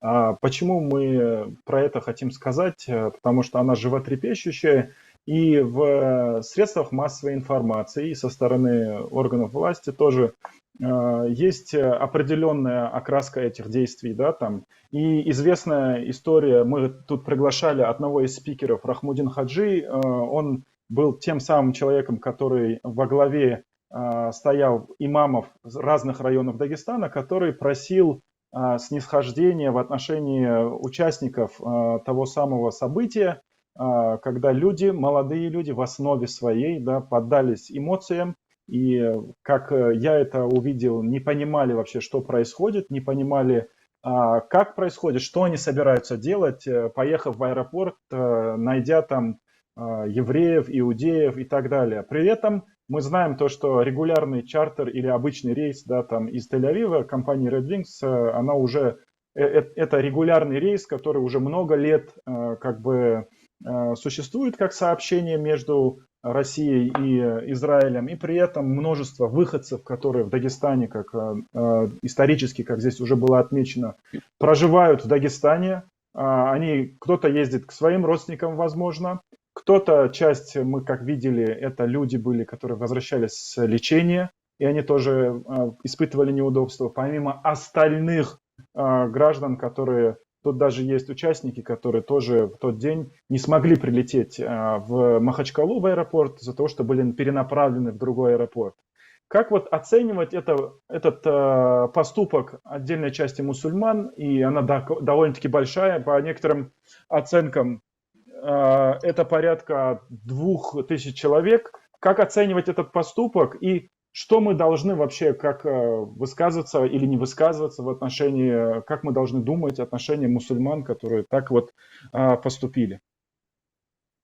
Я сейчас сразу вспомнил, когда ты сказал о рейсах из Тель-Авива, вот что совершенно недавно мы еще до этих событий помогали собрать деньги на лечение одного парня из Казанища, лечение, которое можно было только в Израиле произвести. И вот мусульмане, все собирали деньги для того, чтобы отправить парня на лечение. И они оттуда, кстати, отправляли видеоотчет, отправляли, что вот лечение проходит, и все нормально. Но, к сожалению, сегодня мы оказались в такой ситуации, за неимением какой-то альтернативы у себя, мы нуждаемся, да, ради спасения жизни человека отправить его на лечение даже туда. Ну, возможно, в этом самолете были как бы наши граждане, которые там были на лечении. Это как бы, такой момент, да, отдельный. Что касается выхода этих ребят в аэропорт, то тут уместно было бы процитировать слова президента Российской Федерации, когда он, говоря об этом, сказал, что когда видишь эти кадры, аж кулаки сжимаются, да, настолько это. И я сейчас точно не могу процитировать, но я слышал, что он говорил, что у кого есть человечность, он не может как бы не проявлять эмоции и не сочувствовать этому. Но это как бы нормальное явление человека, когда он видит, что себе подобных там так беспощадно убивают.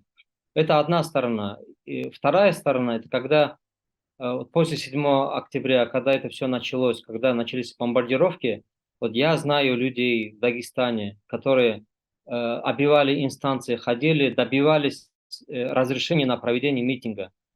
По сути, мы все понимаем, что вот этим митингам мало чем мы поможем, да, но, по крайней мере, мы выплеснем эмоции и покажем, нас где-то покажут, скажут, вот в Дагестане люди собрались там и показали свою солидарность. Как, например, в Турции, да, в Турции провели огромный митинг на всю страну, президент там выступал. Чем они помогли? Фактически ничем. Бомбардировки остановились, не остановились. Но, по крайней мере, народ свое возмущение, вот это все смог там выплеснуть. Народ посчитал, что они какой-то вклад сделали. Если бы в Дагестане это было бы также организовано, и я думаю, даже сейчас говорят, что это все управлялось там из-за бугра, что враги России как бы это все организовали, но если многие видели, знали, да, что откуда-то идет, вот эта волна идет, но тут, возможно, было бы лучше, если власти, например, или духовенство перехватило бы инициативу у этих как бы врагов России, перехватили бы, сказали бы, мы сами организуем, организованно выйдем, будет санкционированный митинг, мы выразим свое возмущение, протест и все, разойдемся. Возможно, тогда не было бы вот такого явления, как аэропорт. Но, к сожалению, это было допущено. Вот мне конкретно в этот день писали, звонили молодые ребята, у которых кипит кровь, которые уже несколько недель прошло, они не могут ничего делать, они не знают, чем помочь, и хотя бы выйти куда-то покричать, там, поддержать, для них казалось, что это будет какая-то помощь, какое-то облегчение. По крайней мере, там не будет угрызения совести. Я, вот всех, кто ко мне обращался, я их отговаривал. Я даже не мог представить, что прям это выльется вот в такое, да. И я думаю, что многие имамы точно так же отвечали. То есть мы не давали добра на то, чтобы выходили вот на вот это непонятное собрание, где люди хотели говорить. Там мы понимаем, что там могли появиться какие-то провокаторы, как это и случилось на самом деле. Вот если бы они вышли бы там, выразили бы свой протест, улюлюканье какое-то, но не стали бы переходить эту грань, не стали бы там врываться, ломать, там, выкрикивать что-то, проникать на территорию. На самом деле был нанесен ущерб авиакомпании, аэропорту, пострадали сотрудники, пострадали пассажиры, которые вынуждены были куда-то полететь, там, Минвода или куда-то, и проделать потом огромный путь. Кто-то не мог улететь с Махачкалы. То есть это на там долгое время просто все застыло, да, вот люди, возможно, там были мусульмане, которые куда-то должны были поехать, какие-то важные для мусульман вопросы решать. Поэтому здесь надо действовать согласованно. Если почему имамы, допустим, которые с самого начала пытались добиться разрешения на проведение митинга, вот они не получили этого разрешения. Но они же наперекор всему не стали выходить. Ну, не получилось, по крайней мере, они постарались. Но надо просто слушаться старших, там, прийти к имаму, спросить, там, как мне поступить. Это одна сторона этого явления. Ну, теперь, когда это уже случилось, как собрались некоторые имамы и как бы с обращением, да, что с просьбой, чтобы не наказывали этих ребят, потому что они действовали как бы по эмоциям, перешли грань, черту. Мы же всегда, когда у нас что-то происходит, даже когда происходит там на бытовой почве какое-то убийство, вот всегда обращаются к имамам для того, чтобы провести маслахат. Вот здесь я не видел никого, кто бы говорил там, давай-ка его посадим. Вот он убил человека, давай его. Нет, всегда идут сразу там, давайте сделаем маслахат, давайте там. Приходится имамам идти, уговаривать, как-то находить общий язык. Но в этом случае мы же не говорим там, давайте отбросим российское законодательство, как некоторые провокаторы там пишут в некоторых каналах, что вот имамы надо всех наказать, потому что они призывают отказаться от российского закона. Дело не так обстоит. Мы говорим, давайте перемирием это все закончим, давайте там не будем губить жизни этим ребятам. Вот это превратно как-то начинают толковать.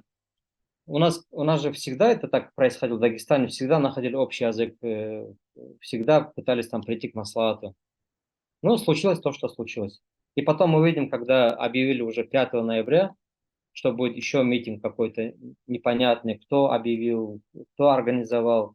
Но мы увидели, что уже тогда спохватились, уже все дороги были заполнены полицейскими, все вышли для того, чтобы не допустить. Но в тот день мы видим, что допустили, позволили этому случиться. И потом, конечно, всем за это прилетело, особенно тем ребятам, которые немного мудрости не хватило остановиться вот возле черты, не идти дальше. Ну, поддались провокациям и пошли, и, к сожалению, вот так это случилось. Ибрагим Хаджи, спасибо. Я хотел бы сейчас задать нашим обоим спикерам финальный вопрос, как бы подводящий черту некую, перед тем, как вы, дорогие участники, сформулируете свои вопросы, которые можно будет написать в чате, и мы постараемся из них часть озвучить, потому что мы ограничены по времени, мы уже вещаем 1:40, и нам нужно краткий вот рецепт, на самом деле, получить от вас, вот, дорогие спикеры, по поводу того, как вот сегодня современному мусульманину, выходцу из Дагестана или же вообще, в принципе, выходцу из России, как представителю этой общины, реагировать вообще на происходящее с точки зрения конкретных действий. Вот Есть истории с тем, что говорят, да, понятное дело, это дуа, это тахаджуд, намазы, как бы как мусульманские эти все практики, аскары, зикры и все остальное, это как рецепт, но мы понимаем, что это необходимая вещь, об этом говорит и муфтият Дагестана, и общественники, и обычные разные там религиозные деятели, которые у нас в Дагестане есть, в принципе. Но хотелось бы понять, есть ли какой-то некоторый рецепт для молодого человека сегодняшнего современного, который обессилен и не может ничего делать. Да, в эпоху современности мы понимаем, что мы действуем в рамках закона, да, там, Российской Федерации, и как бы мы понимаем то, что мы не собираемся противоправные действия совершать в принципе. Но здесь много рассуждающей, осознанной молодежи, которые хотят понять, а что я как мусульманин сегодня могу сделать? Как я могу им помочь? Либо вообще, в принципе, нужно сместить наш акцент с темы им помочь на помочь умме. Мухаммад Хаджи, наверное, с вас хотелось бы начать, а потом к Ибрагиму Хаджи перейти. Кратко, если можно. На самом деле можно сделать очень много. Очень много можно сделать, если включить воображение, если включить креатив. Вот, как я понял, молодежь, которая находится за пределами Дагестана, вот в Москве и вот в крупных городах, вокруг вас, скажем так, много не мусульман, которые не понимают. Сегодня, альхамдулилля, если посмотрим повестку, в российскую повестку информационное освещение идет, ну, более-менее так, скажем так, не явно антимусульманское и проеврейское, как обычно всегда во всех этих конфликтах было. Что нужно делать? В первую очередь нужно погрузиться в вопрос. Нужно погрузиться, изучить факты, вот, изучить факты, чтобы давать должный ответ. Вот как нужно выстраивать коммуникацию, как нужно объяснять. У нас есть три.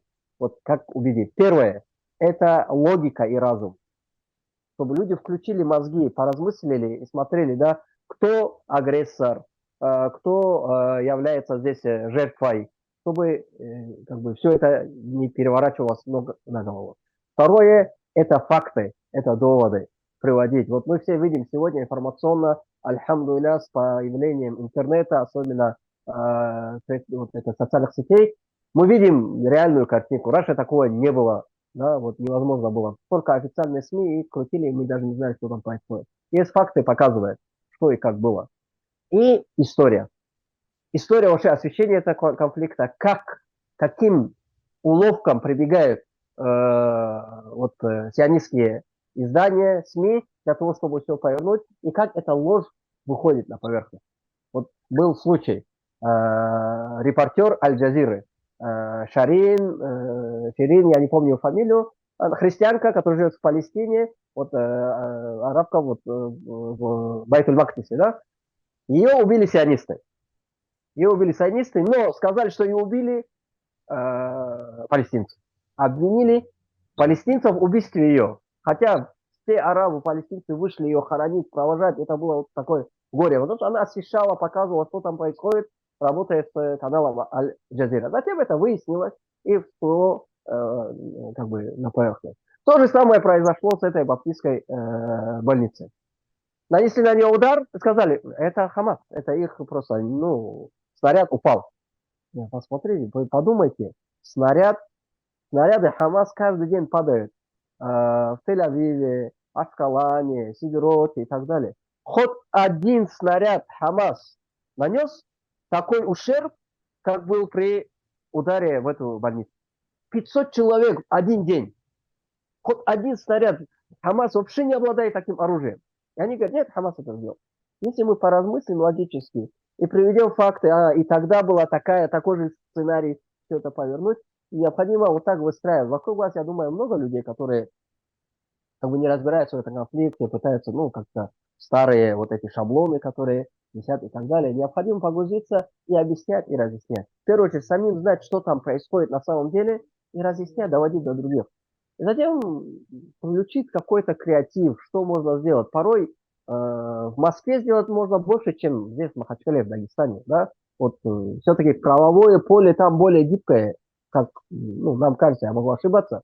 Посмотреть, что можно сделать. Может быть, это не будет так массово, но будет какие-то, пусть даже не митинг, да, но показать свою позицию, где-то стать, сделать какой-то, выйти к палестинскому посольству и поддержкой, выйти против возле израильского посольства с осуждением, там сделать какую-то выставку, подключить детей. Отличная была вот акция проведена у нас в Имбирской мечети, конкурс на лучший рисунок мечети Аль-Акса. Более 100 участников. Прекраснейшие картины нарисовали. И дети, и взрослые, и все поучаствовали. Сделать что-то такое, сделать эту выставку, показать людям, что такое, что для мусульман значит акция. Вот это очень важно, вот информационное доводить там, где вы находитесь, где вы работаете, вот в окружении, которое есть, да. Второе очень важное, на что некоторые как-то мало обращают внимание, это бойкот израильской продукции, бойкот компаниям, которые спонсируют Израиль, выступая такими защитниками. Вот. Это очень важная вещь, тем более если среди вас есть бизнесмены, среди вас есть выход на такие бизнес-круги, призвать русских или кто там есть эти крупных, сказать, давайте заменим это все. Как вы можете, вот, видя вот это зверство, то, что происходит, как вы можете как бы, взаимодействовать экономически, поддерживать, найти какие-то варианты, сделать какой-то, не знаю, форум экономический или что-то на уровне бизнесмена выступить или что-то сказать. Даже потребуется, когда привлечь евреев, которые находятся у нас в России, чтобы они выразили осуждение того, что происходит там чисто по-человечески, да, вот такое. Если это суметь сделать, это тоже было бы хороший вклад. Ну, не буду затягивать, Ибраиму тоже оставлю возможность. Вот, Мухаммад Низам, как раз ты сейчас упомянул про то, чтобы поработать с евреями российскими, чтобы они выразили свою позицию.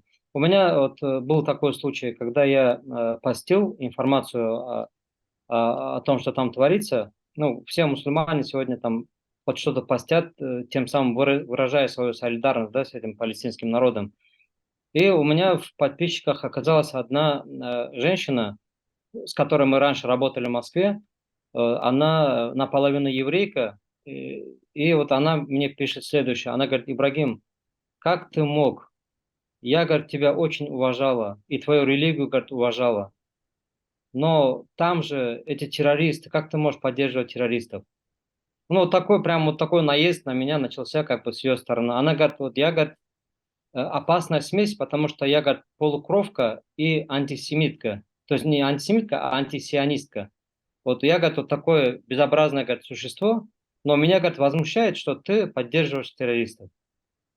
Ну, я не стал как бы вести перепалку, я сразу перевел ее в русло. Я говорю, ты по мышлению израильтянка или советский человек? Она говорит, конечно, советский человек. Я говорю, потому и не поехал туда, потому что я советский человек. Я говорю, давайте, я вот как раз привел пример, аналогию с Великой Отечественной войной, с партизанщиной там, и вот с этими. Все, у нас разговор закончился тем, что она сказала, я все поняла, но она говорит, у меня там родственники, которые уехали, и они сейчас там вот в такой беде. Я говорю, у меня тоже там родственники, мои братья, которых убивают там денно и ношно. Говорю, я тоже не могу быть таким безразличным. Но в итоге в конце разговора она сказала, давай вот эта ситуация не коснется наших отношений. Я, говорю, и как прежде буду к тебе с уважением относиться. То есть тут вот она, я смог до нее донести какие-то вещи, да, которые она не понимала, не знала.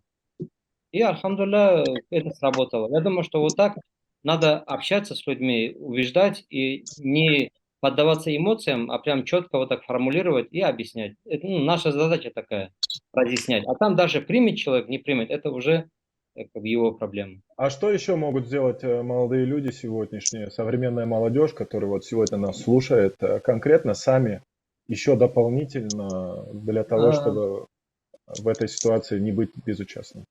Да, у меня есть что сказать, и у всех, я думаю, что есть что сказать в этом плане. Я часто привожу вот такую статистику. Э, Я как бы изучил исследования ЮНЕСКО и Египетского комитета культуры там или чего-то еще о читаемости в странах. И я обнаружил такую вещь, что когда почитали, в Америке в среднем на одного человека приходится 11 книг. То есть человек, средний американский человек читает 11 книг в год. В Британии 7 книг, соответственно, в Европе. На одного человека приходит 7 книг. Но когда посмотрели, исследования провели в арабских странах, но считаем мусульманских, то на одного человека приходится 1/4 страницы в год. И это при том, что первое веление Аллаха пророку, саллаллаху и нам, мусульманам, было слово «читай». То есть нам велено читать, и как проповедники говорят, нам велено читать, а мы не читаем. А как же мы будем прогрессировать, как же мы будем, как бы, будем передовыми, как мы будем вести за собой людей, и как мы будем примером для других, если мы абсолютно не читаем. Кто-то, если читает там много книг, значит, он читает за там несколько миллионов мусульман. Но мы не дочитываем, поэтому мы всегда, получается, что в хвосте цивилизации сегодня, к сожалению. Хотя наши предки, они были впереди планеты всей, они несли всем науки, технологии, там, цивилизацию. Первое, что я хочу сказать, давайте читать, ребята, читайте. Я это говорил и 10 лет назад. И давайте изучать Коран. Есть знакомые, которые там 10 лет назад собирались научиться читать Коран, они вот сейчас обратились, говорят, я все-таки вот решил начать. Но альхамдулилля, что 10 лет прошло, и ты решил начать. Это большое достижение. Но если 10 лет назад ты это сделал бы, ты уже освободил бы себя уже для чего-то другого. Ты, может быть, уже там какие-то науки изучил бы, уже что-то изобрел бы. Это одна сторона, то, что нам нужно укреплять веру. Вот молодым ребятам нужно знакомиться со своей религией. Если человек был бы такой грамотный, религиозно подкованный, образованный, знал бы, какой регламент нашей религии, вот, может быть, он не пошел бы в аэропорт. Вот я не знаю, там вот те, кто туда пошли, кроме эмоций, у них была какая-то еще составная там духовная. Я надеюсь, что была. Но я слышал там в этих роликах и матерные слова, и такое поведение, которое не приличествует мусульманину. Ну, значит, мы не доработали. Это одно. Второе, вот то же самое было лет 15 назад, или когда вот в предыдущий раз, тоже весь мир возмущался, мы все возмущались, эмоционировали, размахивали палестинскими флагами. Но тогда вот это закончилось, и мы легли спать. И мы сегодня проснулись через 15 лет. Давайте зададим вопрос самим себе, что мы сделали за эти 15 лет? Вот чего я достиг?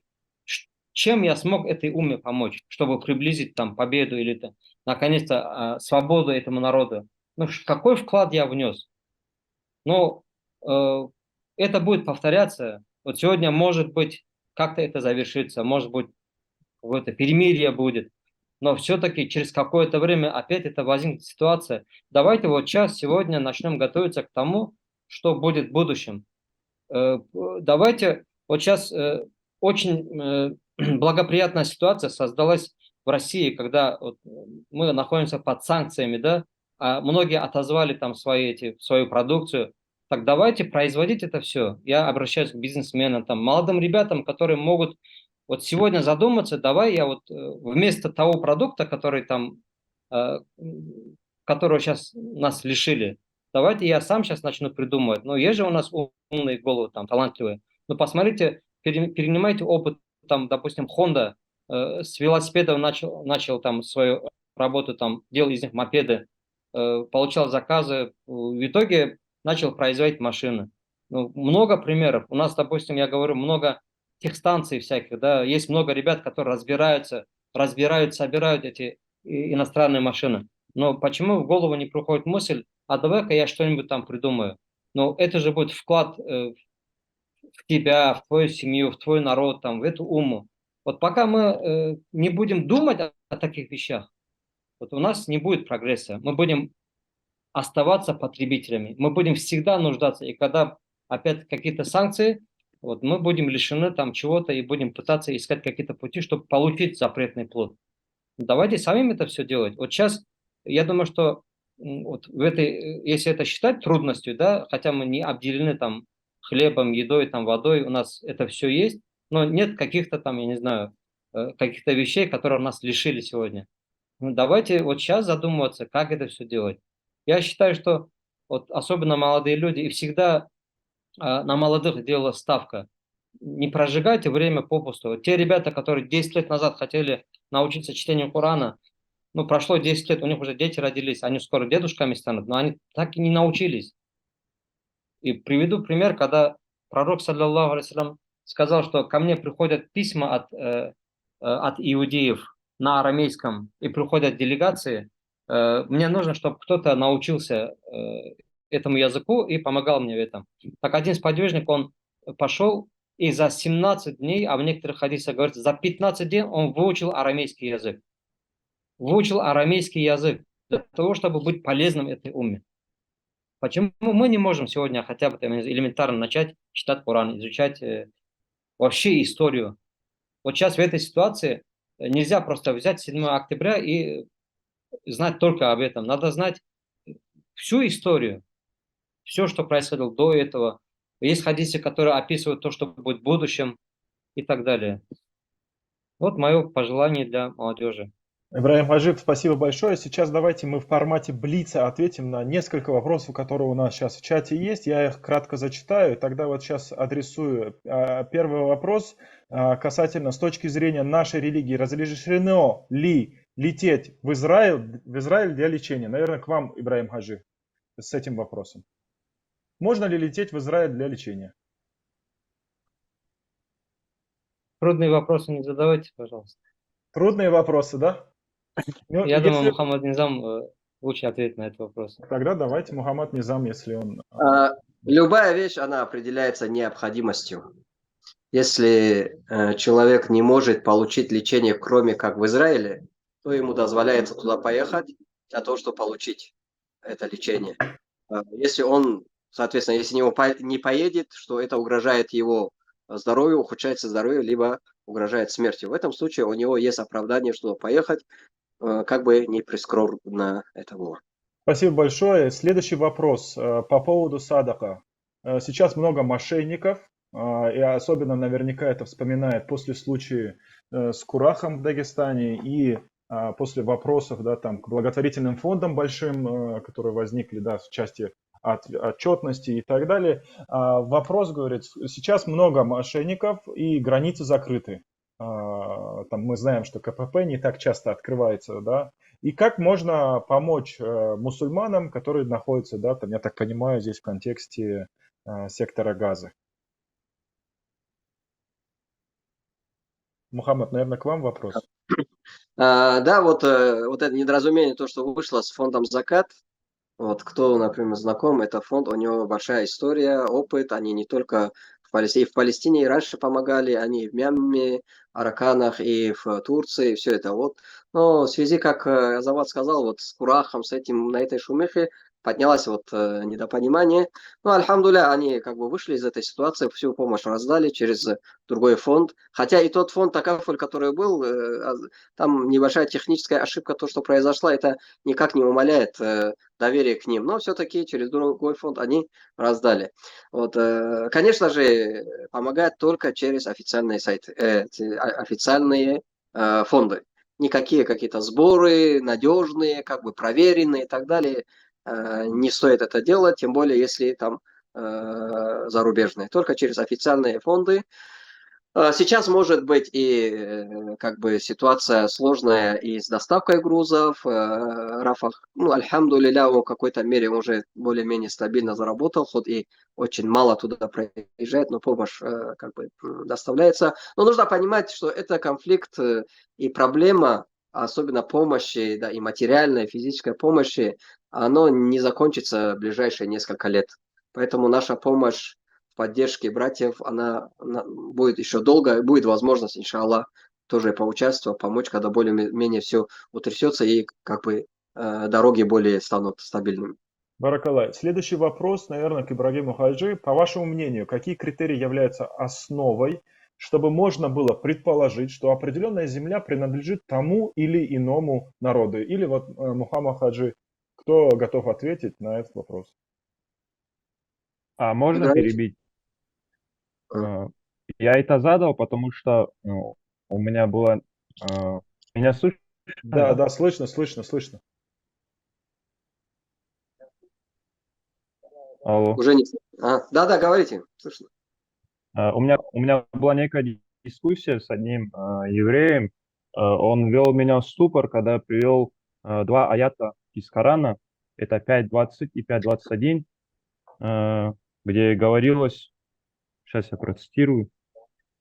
Так, «О народ мой, вспомните милость Аллаха вам, когда Он установил среди вас пророков и сделал вас царями и даровал вам то, что не даровал никому из миров». Это 5.20. И 5.21. «О народ мой, войдите в землю священную, которую Аллах предначертал вам, и не обращайтесь вспять, чтобы не оказаться вам потерпевшими убыток». То есть Муса сказал, алейхиссалям, своему народу, что земля Иерусалима по праву принадлежит им. У меня такой вопрос. Жили ли до этого там арабы или нет? Отличный вопрос. Я прочитал 20 аят, 21 аят. А в 22-м, 23-м, 24-м продолжили? Эта история известна, когда Муса, алейхиссалям, пришел и сказал: «О народ, войдите». Что они сказали? «Инна фия кауман джаббарун». Они посмотрели, там, говорит, вот суровые люди живут, суровые люди, и мы не зайдем, пока они не уйдут. Они отказались зайти. Муса, алейхиссалям, говорит: эта земля вам дарована Всевышним Аллахом, войдите. Он говорит: нет, там суровые люди, джаббаруна, они вот сильные, мы с ними не потянем. Он говорит: зайдите, просто зайдите. И они сбегут. Они сбегут. Они А эти отказались суровые зайти. люди это арабы? Это те народы, которые жили там. Некоторые сказали, да, что это были канаане, потому что они там жили, эти народы. Эта земля никогда не была пустой. Там всегда жили. Вот если Ибрагим, даже если эту версию взять, что Ибрагим первый еврей, до прихода Ибрагима там жили Канаане. После него тоже жили. И после того, как евреи уезжали, их забирали в Вавилоне туда и сюда, разогнали, там оставались всегда местные, как говорится, жители. Они оставались. Поэтому вот эти попытки манипулирования вот этими аятами. И эти аяты говорят о народе, который последовал за пророком. Уверовали и последовали. А когда они сошли с пути пророков, восстали против Всевышнего Аллаха, Аллах Субхану ва Тааля лишил их этой земли, рассеял их, изгнал их оттуда. Об этом говорит сура Исра, если почитаете, что если вы будете в этой земле, будете устанавливать закон Аллаха, следовать законам Аллаха, то Аллах будет с вами. Но если вы восстанете против Аллаха, будете творить бесчинство, Аллах нашлет на вас суровый народ, который изгонит вас оттуда. Вот. Поэтому эти слова, сказанные Мусой, Бану Исраиль, что это вам дарована земля, это даровано как уверовавшим. Тем, кто уверовали и следуют предписаниям Аллаха. А сегодня они не являются таковыми. Сегодня уверовавшими являются мусульмане. قل آمنا بالله وما أنزل علينا وما أنزل على إبراهيم وإسماعيل وإسحاق ويعقوب والأسباط وما أوتي موسى وعيسى ونبيون من ربهم. Это мы. Скажи, уверовали то, что было ниспослано нам, что было ниспослано Ибрагиму, Исмаилю, Исхаку, Якубу, коленам, то есть Бану Исраиль, 12 коленам, то, что было ниспослано Мусе, то, что ниспослано Иисе и всем остальным пророкам. Мы во все это уверовали. И мусульмане являются наследниками, те, кто взяли эту ответственность. И поэтому эта земля, она обетована, обещана нам, верующим, которые последовали завету Аллаха Субхану ва Тааля. Это тем людям, которые назвали себя евреем. То есть назвал себя евреем, принял иудаизм, это твоя земля. Абсолютно не так. И даже вот эти, сказать таким образом, люди жили. Вот сейчас было очень хорошее выступление одного еврея. Он живет в Канаде, человек, который родился в Холокосте, во время Холокоста, который пришел в младенчестве эти концлагеря, затем он зарядился идеями сионизма, а потом отошел от этого, потому что видит, что то, что там происходит, это апартеид, настоящий апартеид. Никаких прав человека, ничего. Он говорит: я вот живу в Канаде, и я имею право поехать в Израиль и потребовать, чтобы мне дали гражданство этой страны, что я могу здесь жить, потому что 2000 лет назад евреи жили там. А вот мой друг, который 70 лет назад покинул свой дом из Наблюса, да, и вот из Палестины, араб, который уехал, то он не может туда вернуться. Ему не дадут вернуться. Вот вся справедливость. То есть 2000 лет назад мы жили, мы можем сюда вернуться, это их логика. А 70 лет назад я могу показать, да, вот могу, есть люди еще не умерли, которые жили в этих домах, они могут прийти и показать, вот здесь мой дом, вот здесь жил мой отец, мой дед. Туда они вернуться не могут. Поэтому это определяет, имеет право жить или не имеет. Я хотел бы, никто не задал, но это очень важный момент, который затронут. Чего хотят палестинцы сейчас? Сегодня нам как бы вот обещают Хамас, они хотят уничтожить Израиль, убить всех евреев, изгнать всех евреев. Это человеконенавистная организация, людоеды, убийцы младенцев. Вот все это вещается. На самом деле, спросите Хамас, чего они хотят? Сегодня палестинское движение, палестинское сопротивление говорит, мы хотим двух вещей. Первое. Вернитесь к границам, которые были до 1967 года. Даже не 48-го, которые по резолюции ООН были, к 1967 году. Верните. То есть евреи выходят и дают возможность создать свое государство, палестинское арабское государство.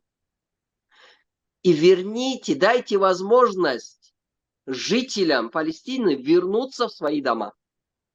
Те, которые были изгнаны, они просто вернут в свои дома. Затем мы можем спокойно перейти, скажем так, к дипломатическим средствам, да, переговорам и так далее. Можно сказать, давайте оставим этот вопрос на несколько лет, там, 10 лет, через 20 лет вернемся к этому вопросу, какое будет одно государство, два государства и так далее. Никто не говорит, что все евреи должны уехать.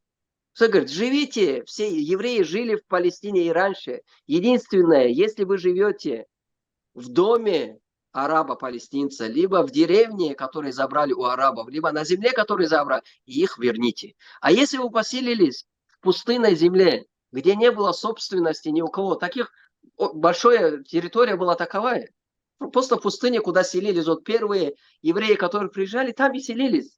И арабы же не препятствовали им. Вот это. Но сегодня нам пытаются вбить в голову. И даже мусульмане, некоторые так думают, всех евреев надо оттуда изгнать, надо евреев уничтожить. Это не так. Мы не воюем против евреев. Мы воюем за свои права. Мы отстаиваем свои права. Самое главное право на нашу святыню мечеть Аль-Акса. Это самое главное. Мечеть Аль-Акса объединяет всех мусульман в этом вопросе. Свою святыню. Это третья мечеть, куда мы можем сделать зияра. Это в Мекку, в Медину и туда. А мы этого лишены. Поэтому нужно понимать, когда начинают говорить, вот они хотят убить всех евреев. Это ложь, нет такого. Поднимите документы, доктрину Хамас и посмотрите, что они говорят. Вернуться к границам 1967 года, вернуться к беженцам. И дальше уже будем разговаривать. Признавать Израиль, не признавать. Два государства, либо одно государство, где живут все. Вот и все. К этому призывают. Что в этом плохого? Что в этом, скажем так, противоречащее интересам евреев, которые живут в Палестине? Ничего. Кроме ущемления их религиозного самолюбия. Вот и все. И это они признать не хотят. Вот поэтому они готовы уничтожить всех. Детей, женщин, стариков. Стереть с лица земли все, чтобы не осталось ни одного следа. Главное, чтобы удовлетворить вот свой эгоизм. Вот, религиозный, фанатичный эгоизм. То, что они Богом избранный народ, и все должны им подчиняться. Вот это необходимо запомнить и вот вещать. Мы никого не хотим убивать, тем более у нас нет никакого там антисемитизма, либо ненависти к евреям. У нас борьба за свои права, за свои святыни против оккупации. Вот и все. Баракалла Мухаммад Хаджи. Я хотел бы добавить, об избранности того или иного народа. Это понятие, как бы, оно не вечно, даже вот в отношении нас, в отношении мусульман. Если мы проявляем нерадивость там, и не следуем тому, что велит нам Аллах, субхану тааля, то мы не избранный народ. Аллах нас заменяет лучшим теми, кто будет справляться. А то, что было до этого, там, в то время, когда Аллах им дал это право, когда они были на правильном пути, следовали своим пророкам, тогда да, они были на передовой, они были избранным. Но потом, когда они утратили, и им со стороны Господа уже не было доверия, что они могут дальше понести, тогда Аллах заменяет. Это это всегда это происходило и будет происходить. Поэтому, если ты хочешь быть избранным, значит, ты должен прилагать усилия, стараться оправдать доверие Господа. Вот тогда ты будешь избранным. Но это не значит, что ты должен по беспределу там себе забирать и так далее. То, что тебе Аллах дает, то и будет твое. И, наверное, я хотел бы задать финальный вопрос на сегодня. Мы уже достаточно много говорим, больше 2 часов. Спасибо большое. Я на самом деле хочу сказать нашей аудитории, которая, да, тут 45 человек в среднем, да, там находится в целом, да, в рамках этого эфира. Хочу отметить, просто похвалить эту аудиторию, да, прежде чем вы ответите на последний вопрос. То, что я вижу в этих людях, которые сегодня собрались, абсолютную осознанность, и не клиповость мышления. Как бы мы сегодня молодежь какая? Мы смотрим тиктоки, вайны, инстаграмы и все остальное, быстро листаем и привыкли быстро этот информационный фастфуд получать. Вижу здесь абсолютных людей, которые готовы слушать фундаментальную, серьезную информацию, структурированную, большую, объемную. Спасибо хочу сказать каждому из вас. И вот финальный вопрос. У нас, кстати говоря, очень именитый титулованный гость, которого можно загуглить в Инстаграме, посмотреть, Джамал Аджигирей. Он задает вопрос: есть ли источники, которые правдиво освещают события в секторе Газа? Просьба. Уступаю брата своему. Нужно события, то, что сегодня происходит, информационные. Да? Альхамдулилля, есть каналы, есть вещания в прямом эфире, прямо показывают, что там происходит. Конечно, любая война – это пропаганда, это и информационная война, и, ну, скажем так, не вся правда, может, выходит, или не так она выходит. Но у мусульман есть принципы. Да? Пророк, саллаллаху алейхи вассалям, когда спросили пророка, может ли мусульманин быть лжецом, все.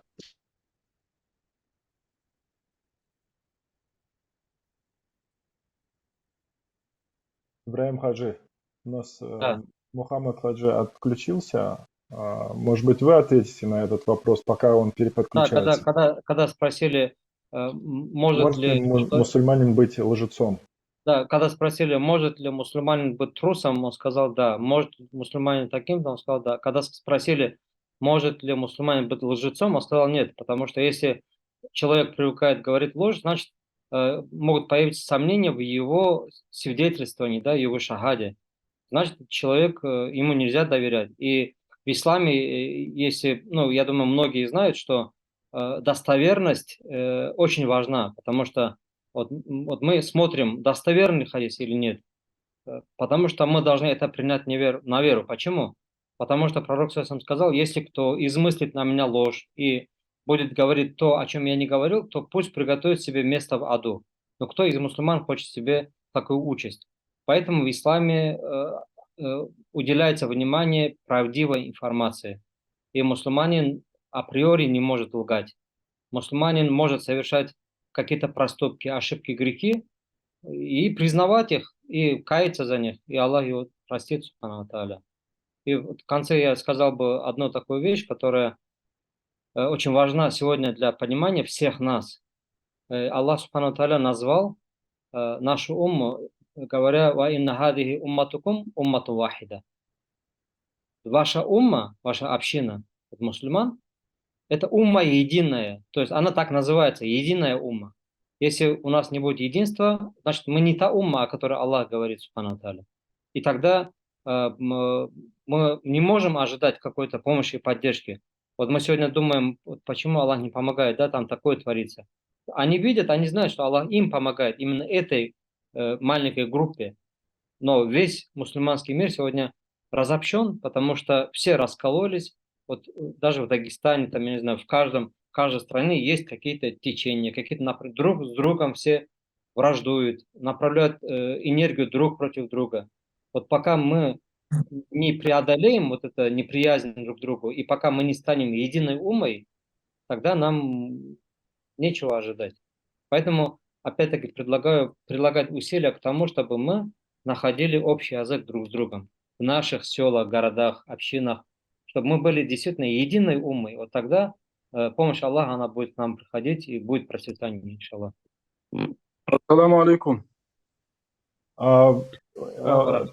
Валейкум ассалам. У нас уже прозвучал последний вопрос. Мы уже вышли из графика, регламента. Но если Ибрагим Хаджи позволит, разрешит, мы тогда вам дадим слово. Ибрагим Хаджи, на ваше усмотрение. Да, раз салам дал, иншаллах, ответим. Ибрагим Хаджи, у меня такой вопрос.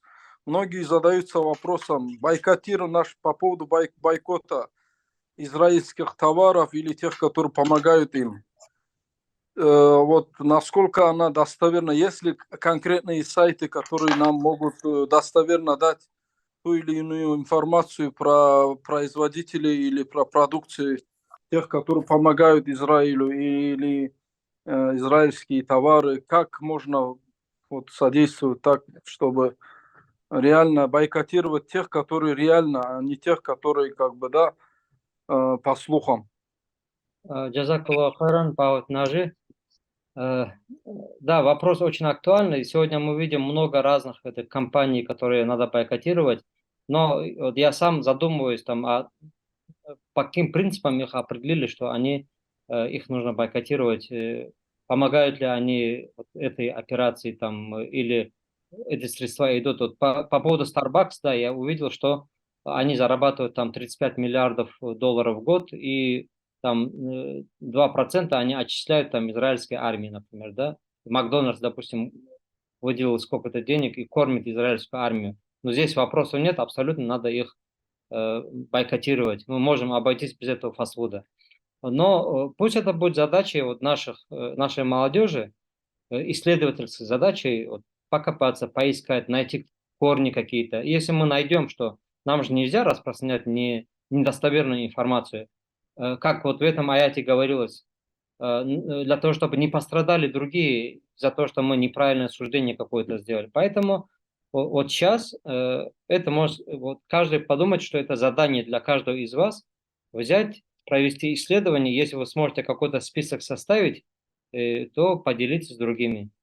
Просто нам надо научиться мыслить креативно, да, не пассивно. Есть такое понятие, как мозговой штурм. Когда ты начинаешь эту работу с партнером или с группой людей, первое, что тебе на ум приходит, это то, что на поверхности.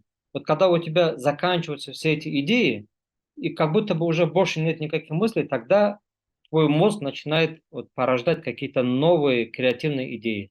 Этим сейчас надо заниматься. Баракаллаху фик, джазакаллаху хайран, шейх Ибрагим.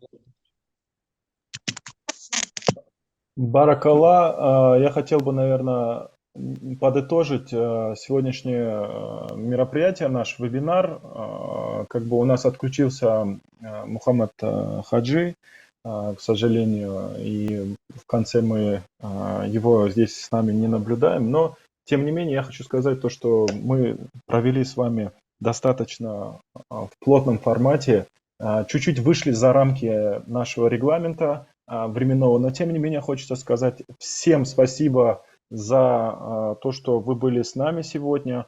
Надеюсь, нашим спикерам и нам получилось раскрыть вам вообще, в принципе, эту информацию по ситуации, происходящей на Ближнем Востоке, более ярко, отчетливее. И теперь вы сами сможете быть теми самыми людьми, которые, если у вас спросят, а вот откуда, какие есть истоки этой проблемы и что мы должны делать как молодежь или же представители исламской общины в данной ситуации, вы сможете найти ответы на эти вопросы для ваших знакомых. Ведь сейчас многие из вас находятся в Москве, и в вашем окружении есть люди, которые вообще слабо представляют себе, что вообще происходит на Ближнем Востоке. Поэтому вам маленькое задание и напутствие от нас рассказать хотя бы одному человеку об этой проблеме, об истоках ее и путях решения. И самое главное, к чему мы призываем, и к чему мы пришли с молодежью из организации Гумуклар и организации Ассоциации молодежи Дагестана, к выводу, к какому мы пришли, что у нас должна быть установка на созидательство, вообще в принципе как явление, и то, что мы должны с вами стараться быть профессионалами, каждый в своем деле. Если вы учитесь на врача или же уже работаете медиком, пожалуйста, станьте лучшим в вашей области. Пожалуйста, сделайте так, чтобы ваша мама, папа, ваши родители, родственники вами гордились, и потом мы с вами все вместе гордились вами. Пожалуйста, если есть возможность, вы там инженер или же работаете в какой-то сфере, станьте лучшим. Если вы бизнесмен, станьте лучшим бизнесменом, который получает самую высокую выручку, но при этом не забывайте о том, что кто ваш создатель и базовые принципы, да, там, погоня за мирским, не забывая о вечном. Всем большое спасибо за сегодняшний такой приятный вечер в компании интеллектуальных, обогащенных, осознанных людей. Баракаллаху фикум, джазакаллаху хайран, ассаламу алейкум ва рахматуллахи ва баракату. Алейкум салам.